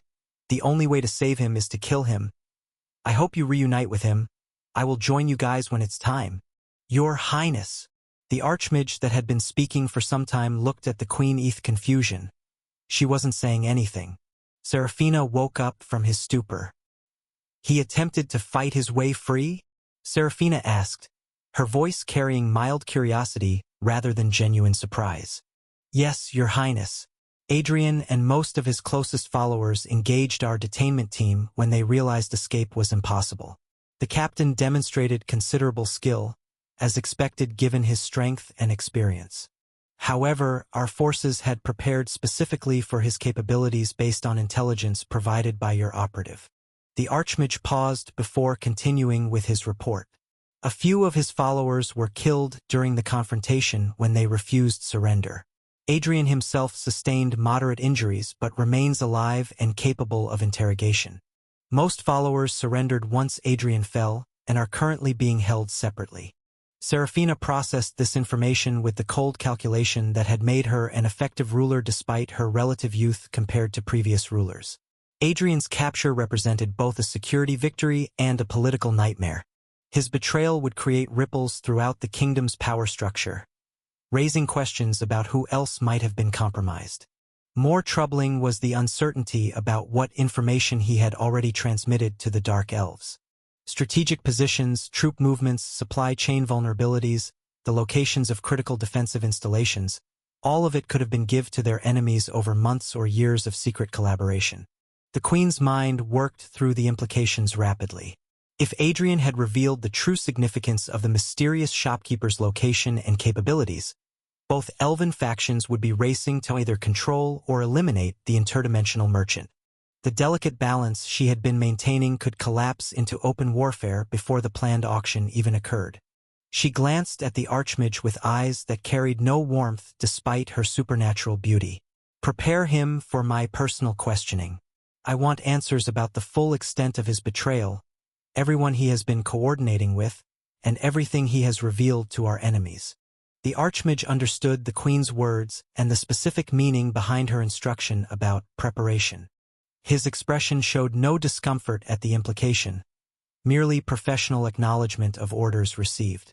It shall be done, Your Highness. How thoroughly should we prepare him for your questioning? Enough to ensure cooperation, but maintain his capacity for coherent speech and memory recall. I need accurate information more than I need to punish him now. Save any permanent consequences for after he has provided everything useful. Understood completely. When would Your Highness prefer to conduct the interrogation? This evening, after I have concluded my other appointments. That should provide sufficient time for your preparations while ensuring the information remains current and actionable. The Archmage bowed deeply before rising to depart, already mentally organizing the procedures that would transform the proud captain into someone desperate to answer any question posed to him. The royal interrogation chambers contain tools and techniques developed over centuries specifically for extracting truth from those with strong wills and magical resistance. As the Archmage withdrew, Serafina remained motionless on her throne, her mind racing through contingency plans and damage assessments. Adrian's betrayal represented a wound to her kingdom's security that would require careful management to prevent catastrophic consequences. The other courtiers maintained their careful silence, recognizing that their queen's blank expression concealed dangerous thoughts. Nobody dared speak without explicit permission when Serafina wore that particular mask of emotionless calculation. One of her senior advisors finally gathered courage to approach and speak quietly. Your Highness, should we increase security around sensitive locations given the possibility of compromised intelligence? Double all guard rotations at critical facilities, Serafina ordered without hesitation. Implement Communication Protocol 7, which assumes all previous security measures have been compromised. And summon my intelligence council for an emergency meeting before sunset. The advisor bowed and departed swiftly to implement the commands. Similar orders would cascade throughout the kingdom's administrative structure within hours, transforming their defensive posture in response to the traitor that had been living among them for years. Seraphina's thoughts turned toward the mysterious shopkeeper whose existence had triggered this entire sequence of events. The auction she had been planning suddenly felt like a dangerous gamble that could explode into armed conflict if not managed with extreme precision. Yet canceling it would signal weakness and potentially waste the opportunity to acquire items that could shift the strategic balance permanently in her favor. Her nephew's betrayal had transformed an already complex situation into something approaching a crisis that would require all her acumen and magical power to navigate successfully. The shopkeeper has yet to signal us about the beginning of the auction. I wonder why he is taking so long. Perhaps he is delaying it? But for what reason? The more she thought about the shopkeeper's actions, the more confused she grew. His actions were all over the place. What made him more unpredictable was his hidden agenda. The man didn't seem to have any agenda at all, whilst hers was clear. Inside the dark elf territory, the atmosphere carried a clear sense of anticipation over the upcoming events. The throne room was a monument to shadow and power, its architecture designed to intimidate and impress everyone who entered it. Walls of polished obsidian, creating an environment where darkness felt alive. Upon the massive obsidian throne sat Lord Regent Darian Nightshade, his imposing figure perfectly suited to the seat of power he occupied. Unlike the light elf's elegant aesthetic, everything in this chamber spoke of martial strength and ruthless pragmatism. Weapons adorned the walls alongside trophies taken from defeated enemies, each displaying a testament to long years of successful warfare. A dark elf entered through the towering doors with measured, confident steps. His aura marked him unmistakably as a Grandmaster rank warrior, someone whose personal power demanded respect even in a room filled with the kingdom's elite. He approached the throne with proper deference but without the excessive formality that characterized the Light Elf's court. Your Majesty, I bring news regarding the arrangements you commissioned for our kingdom's security. Speak, Darian commanded, his voice carrying the weight of absolute power without needing to raise its volume. The high-ranking orc representatives have arrived at the castle and are currently waiting in the diplomatic chambers as you requested. The Grandmaster reported with a huge smile on his face. All 6 Grandmasters made the journey as agreed in the alliance negotiations. They are prepared to provide military support according to the terms you established. A satisfied smile crossed Darian's face, though it carried no warmth or genuine pleasure. The expression was purely predatory, the look of someone whose carefully laid plans were proceeding exactly as designed. Excellent. The Light Elves have no idea we've secured such allies. Darian mused aloud, his mind already working through the implications of this advantage. Seraphina's deluded beliefs of being the superior race will guarantee victory in any potential conflict. She's about to discover how badly she's miscalculated. The Grandmaster remained calm and allowed himself a slight smile at his king's obvious satisfaction. The orcs were impressed by the quality of resources you provided as initial payment. Their chieftain specifically mentioned that the items far exceeded his expectations. Of course it did, Darian replied with casual arrogance. That human shopkeeper's items even impressed us, the race that is known for its advancement in all fields. He leaned forward slightly, his expression becoming more focused as he considered the details. Have the orcs been briefed on the strategic situation surrounding the shopkeeper and the potential expedition to secure additional resources? They have received preliminary information, Your Majesty. However, they requested a personal meeting with you to discuss operational details and coordination protocols. The Orc Grandmasters prefer direct communication with leadership rather than receiving orders through intermediaries. Darian nodded approvingly. That actually demonstrates wisdom on their part. Warriors of their caliber deserve respect rather than being treated as simple mercenaries. Schedule the formal meeting for 1 hour from now in the War Council chamber. That provides sufficient time for proper protocol while showing we value their partnership. It shall be done immediately, Your Majesty. The Grandmaster rose but remained at attention, recognizing that his king likely had additional instructions beyond the initial report, and indeed Darian did. Darian's eyes gleamed with calculation as he considered the expanded possibilities that 6 orc grandmasters provided. With their support, we can pursue multiple objectives simultaneously rather than being forced to choose between competing priorities. The Light Elves will spread their forces thin, trying to defend everything, while we concentrate overwhelming power at critical points. Your strategic vision continues to guide us toward victory, Your Majesty, the Grandmaster said with genuine respect rather than simple flattery. Ensure the orcs are provided with appropriate accommodations and refreshments, Darian ordered. Nothing ostentatious, but basic shopkeeper items that demonstrates we honor our agreements. Show them the respect that warriors of their rank deserve. Darian didn't mind spending 6 loaves of bread from the mysterious shopkeeper to help build this relationship before the fight began. Once they eliminated the Light Elves, the shopkeeper's items would be theirs to keep. Of course, Your Majesty, I will personally oversee the arrangements. As the Grandmaster departed to implement his orders, Darian remained seated on his obsidian throne, his mind working through contingencies and opportunities. The Light Elf Queen thought she was playing a sophisticated game of influence and resources. She had no idea that Darian had already moved beyond such civilized constraints into the realm of overwhelming force. The mysterious shopkeeper's auction would proceed, but the outcome had already been determined through preparation and alliances that his enemies hadn't anticipated. A dark chuckle escaped his lips as he contemplated Seraphina's inevitable shock when she discovered just how thoroughly she had been outmaneuvered. Noah and Lola had successfully left the main gray area where his shop was situated between both kingdoms, slipping past the extensive surveillance networks that both elven factions maintained around his establishment. The careful coordination required to avoid detection from multiple high-level observers had tested even Lola's newly enhanced capabilities. A relieved smile formed on Noah's face as they finally cleared the dangerous zone. Lola had managed to maintain her stealth technique for the entire escape, keeping both of them hidden from the numerous archmages positioned throughout the surrounding territory.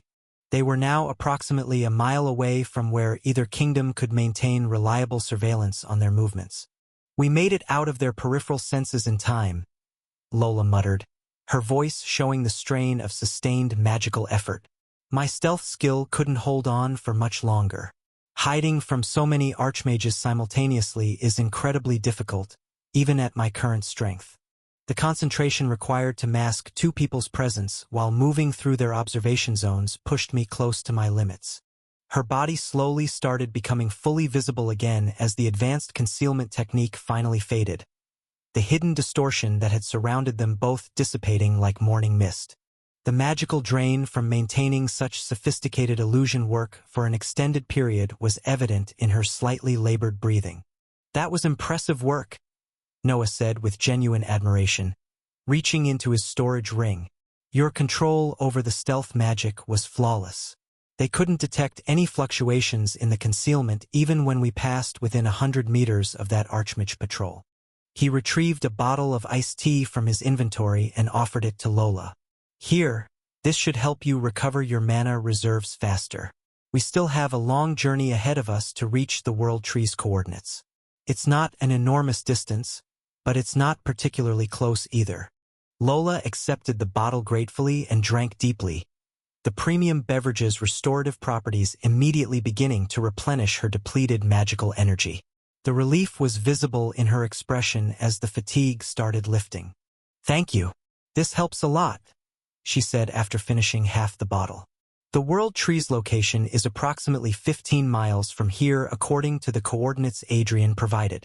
The terrain becomes increasingly difficult as we approach the sacred site, with natural barriers and powerful beasts that will slow our progress. Noah consulted the information Adrian had given them, studying the rough map that showed the general area where the massive tree supposedly stood. Do you know anything about what kind of defenses or guardians we might encounter? Very little concrete information exists about the World Tree's protections, Lola admitted. Most of what circulates are legends and second-hand words from explorers who claim to have gotten close before being driven away. The consistent elements in those stories mention the dangers, environmental hazards that manifest spontaneously, and a general sense of hostile awareness from the forest itself. They began walking toward their destination, maintaining a steady pace that balanced speed with caution. The landscape gradually shifted from the relatively civilized areas near Esta's capital toward more wild and untamed wilderness. Trees grew larger and more robust, their branches creating canopies so thick that sunlight barely penetrated to the forest floor. Neither Noah nor Lola had any awareness of the dramatic events unfolding simultaneously in both elven kingdoms. They didn't know that Adrian Silveroak had been successfully captured by Queen Seraphina's forces, his betrayal exposed and his attempt to escape thwarted by loyal royal guards. The information he possessed about their destination and the shopkeeper's goal represented a ticking time bomb that could explode into immediate crisis. They also remained ignorant of Lord Regent Darian's successful alliance with the Orc Grandmasters, the 6 powerful warriors who had arrived to tip the military balance decisively in the Dark Elves' favor. The strategic situation had shifted dramatically while they were focused on their own preparations. The World Tree's location, which both Noah and Lola believed was a closely guarded secret known only to Adrian and his close group, might already be compromised through Adrian's interrogation. What should have been a relatively private expedition could potentially transform into a convergence point for hostile forces from multiple factions.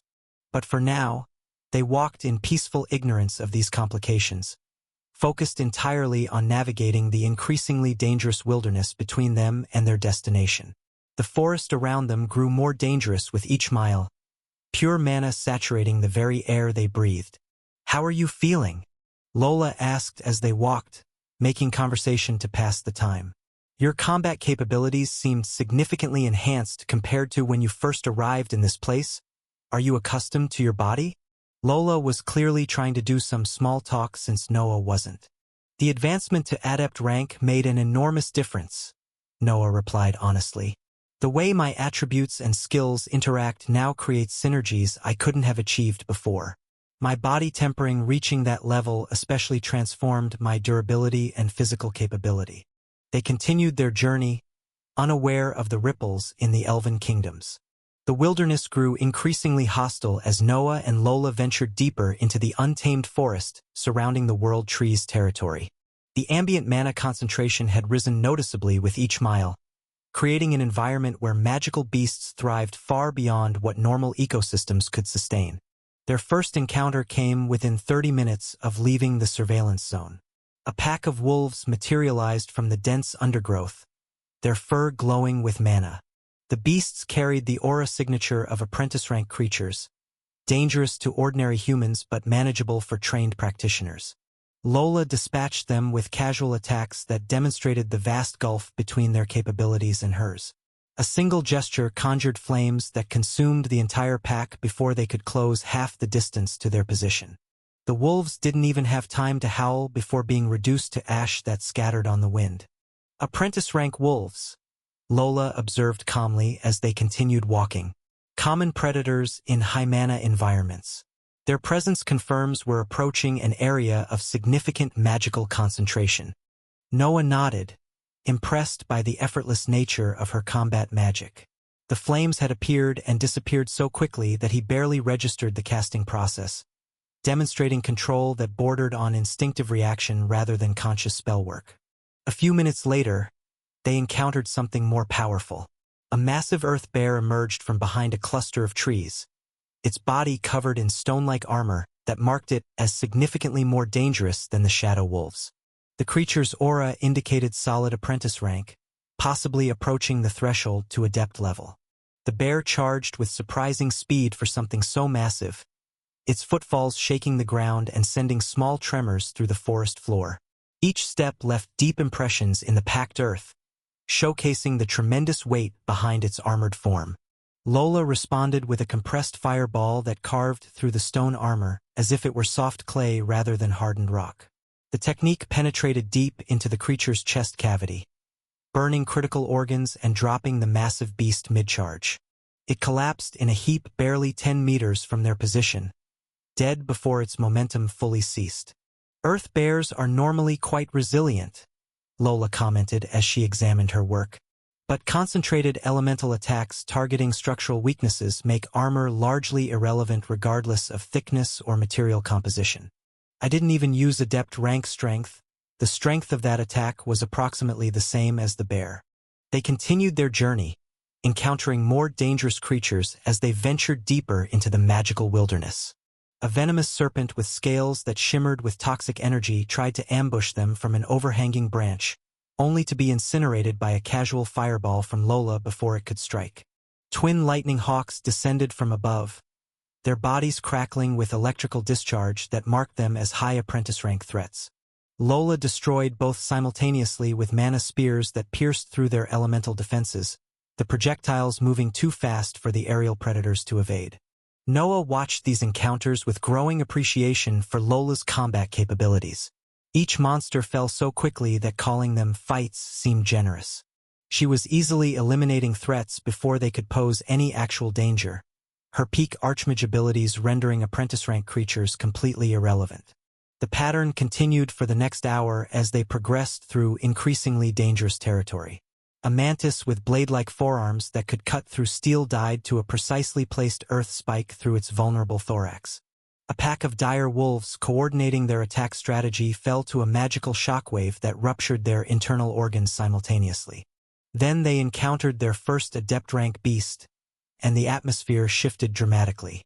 The creature that emerged from the forest depths was a crimson panther, its eyes radiating intelligence and concentrated magical power. Unlike the previous monsters that had attacked through instinct or hunger, this beast assessed them with calculating awareness that suggested thinking. Its aura signature marked it clearly as early adept rank, comparable in raw power to a skilled human practitioner who had recently achieved breakthrough. The panther's muscles rippled beneath fur that seemed to absorb and redirect light in unsettling patterns, making its exact position difficult to determine through vision alone. Lola raised her hand to conjure an attack spell, prepared to eliminate this more serious threat with the same efficiency she had shown against the weaker creatures. But before she could complete the casting, Noah stepped forward and placed a gentle hand on her arm. "Wait, I want to handle this one," Noah said, slightly excited. Lola turned to look at him with surprise and concern visible in her expression. "Noah, that's not a normal adept rank beast. They're significantly more dangerous than anything you've encountered so far. Their combat capabilities can match trained practitioners of equivalent rank." "I know," Noah replied, his eyes never leaving the circling panther as it maintained a cautious distance while evaluating these new threats. "That's exactly why I want to fight it. I need to test my new strength against a serious opponent." The tournament had provided some experience in dealing with shrewd people, but those matches had been constrained by rules and dull weapons that limited what techniques he could employ. Kenzo and Saika had both been skilled fighters, but neither possessed magical abilities or the kind of power that this beast represented. "I've reached adept rank across most of my primary skills," Noah continued, his hand moving to the hilt of the blade at his side. "But I haven't really tested what that means against an opponent operating at similar levels without human limitations or tournament restrictions." Lola studied him for a long moment, clearly torn between her protective instincts and recognition that he needed genuine combat experience to continue developing. Her breakthrough to peak Archmage had reminded her how important it was to push boundaries and face challenges that tested limits. "All right," she finally agreed, though her tone carried concern. "But I'll intervene immediately if the situation becomes dangerous. Your survival takes absolute priority over training value." Noah smiled at her protective attitude. "I wouldn't expect anything less. But I think you'll be surprised by what I can do now." The Crimson Panther seemed to sense the shift in dynamics, its intelligent eyes narrowing as it recognized that these prey had decided to engage rather than flee. The beast's body lowered into a hunting crouch, muscles coiling in preparation for explosive action. Noah drew his blade and settled into a ready stance, his body language reflecting calm confidence rather than bravado or fear. The confrontation was about to begin, providing the first real test of his advancement against an opponent worthy of his current capabilities. Noah walked toward the Crimson Panther slowly with deliberate steps, his blade remaining sheathed at his side. His empty hands hung relaxed at his sides, projecting calm confidence that bordered on arrogance. He wanted to test his physical body's capabilities against a genuine adept rank opponent before introducing weapons or magic into the equation. The panther's eyes tracked his approach with growing confusion mixed with predatory calculation. Its instincts screamed warnings about prey that moved toward predators with such a complete lack of fear. The beast was confident in its speed and power, having dominated this territory through natural superiority over everything it encountered except for very few that it avoided. When Noah came within striking range, the panther exploded into motion with the blinding velocity that would put other adept-rank beasts into shame. Its muscular frame launched forward in a blur, moving faster than normal human eyes could track. The attack should have torn through Noah's undefended torso before he could react. Instead, Noah's hand shot out with speed that made the panther's assault look sluggish by comparison. His fingers closed around the creature's throat mid-lunge, stopping its forward momentum as completely as if it had struck a stone wall. The panther's eyes went wide with shock as it found itself suspended in the air, held effortlessly by this human who shouldn't possess such impossible strength. Noah's grip tightened slightly, his 420 vitality attribute making his physical durability absurd compared to what his human frame suggested. The panther's claws raked desperately at his arm, techniques that should have shredded flesh and muscle. But the attacks left no marks on his skin, bouncing off as if striking reinforced steel rather than vulnerable human tissue. "You're fast, but not fast enough." He pivoted and hurled the panther away with a casual throw, sending the heavy predator flying through the air like a toy weighing a few pounds. The creature crashed through multiple tree trunks before finally impacting the ground 20 meters away, rolling to an ungraceful stop in a cloud of disturbed earth and shattered wood. The panther struggled to its feet, clearly stunned by the overwhelming physical dominance it had just experienced. Blood trickled from its mouth, where internal injuries from the impact had caused damage. Its confident bearing had evaporated, replaced by wary confusion about what kind of creature it was actually facing. Noah walked toward it again with the same unhurried pace, his expression showing no particular emotion beyond mild curiosity about how many more punches the beast could absorb before dying. When the panther tried another desperate attack, launching itself forward with all its remaining speed and power, Noah stepped to the side and delivered a palm strike to its ribs that sent it tumbling across the forest floor. The clash demonstrated Noah's superiority across every relevant metric. Noah dominated in speed despite the panther's natural advantages. He dominated in strength despite the beast's muscular frame, designed for bringing down large prey. And his vitality made him virtually immune to anything the creature could inflict with its claws or teeth. When their bodies collided during the panther's third futile assault, the magical beast was thrown backwards like a kite caught in a hurricane, while Noah stood planted in his original position without having moved even a single step. The force differential was so extreme it appeared almost comical. Lola watched the entire display with obvious shock written across her features. She had witnessed countless battles throughout her life, but this level of physical dominance was unprecedented in her experience. She had never seen somebody dominate so completely at the same rank level, no, actually at a lower effective level. Even though Noah had just entered adept rank recently, he was easily beating and completely dominating a panther of the middle grade of adept rank. And this wasn't some random monster either. Crimson panthers were known throughout the magical community as one of the more powerful beast species, prized for their speed and combat instincts that made them dangerous even to experienced practitioners. Yet Noah was handling it like an adult disciplining an unruly child rather than engaging in serious combat with a peer-level threat. The gap in their actual capabilities appeared vastly larger than their official ranks would suggest. A smile slowly formed on Lola's face as she watched Noah deliver another effortless strike that sent the increasingly desperate panther sprawling. Her ruby eyes tracked his movements with appreciation for both his technical skill and the raw power behind each casual gesture. "He is so hot," she thought, unconsciously licking her lips as she observed him dominate the magical beast. Although Noah's overall power was objectively less than hers, that fundamental fact didn't make him any less attractive in her eyes. If anything, his rapid advancement made him more compelling rather than less. She had reached peak Archmage rank because of his help after all. The premium items and training resources he provided had accelerated her development beyond what she had ever hoped she could reach. As the princess of the Lelin clan, and an enemy to the crown of the Demon Kingdom with no followers, She had struggled a lot from a young age to reach the master rank. Then she committed a fatal error of attacking Prince Malphas, who had bought a very powerful item from Noah's shop, making him save time until backup arrived. When she was about to die, Noah saved her. So in her eyes, Noah was her only family in this world. Lola possessed enough self-awareness to recognize that Noah's current trajectory pointed toward heights she could barely comprehend. She knew that it was only a matter of time before he exceeded her power completely and reached ranks she had never heard of and might never reach herself, regardless of how much effort she invested in her own training.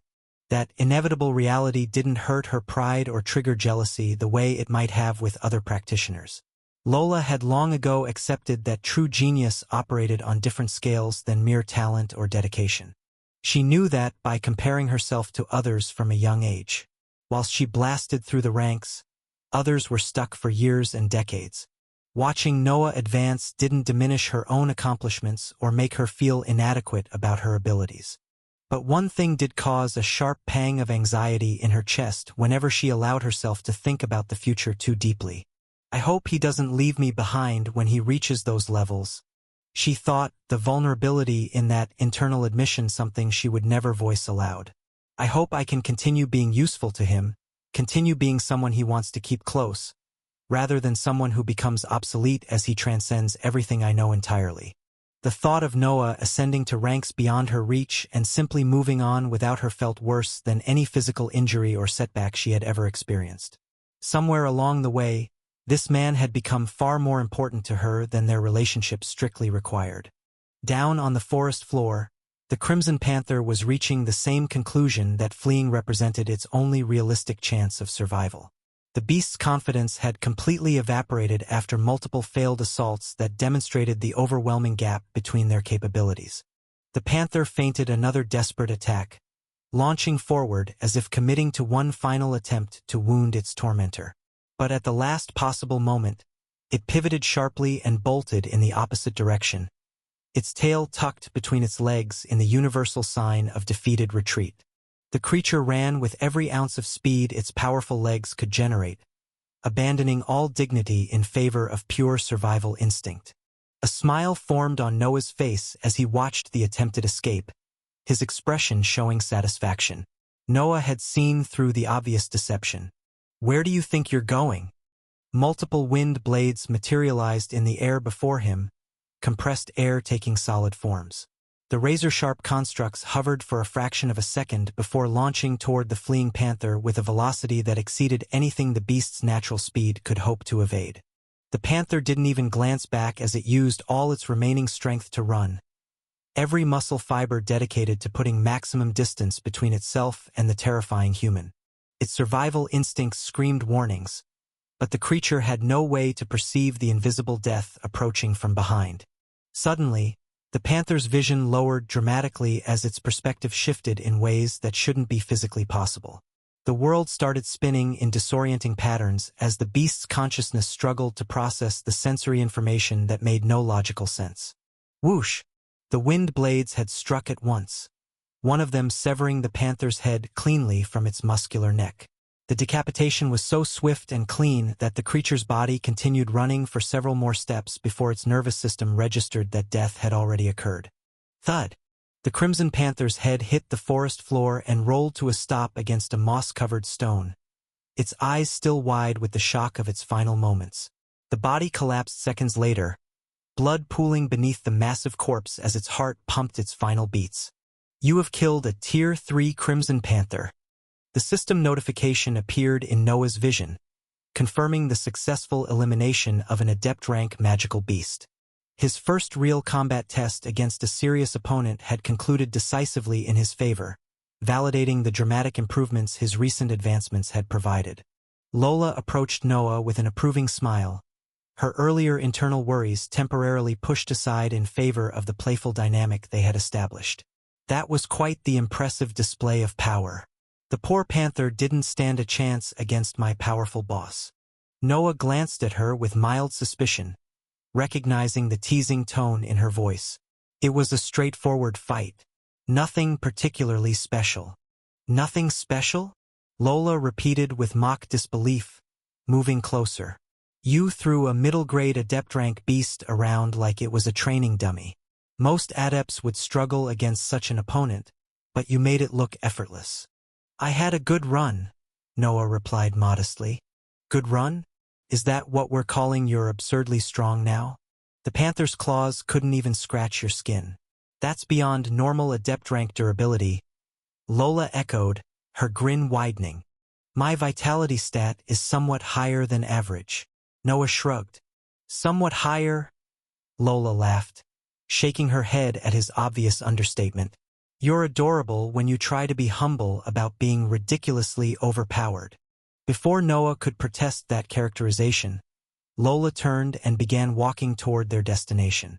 Come on, my invincible boss. We still have several miles to cover before reaching the World Tree's coordinates. Try not to completely terrorize any other local wildlife along the way. Okay.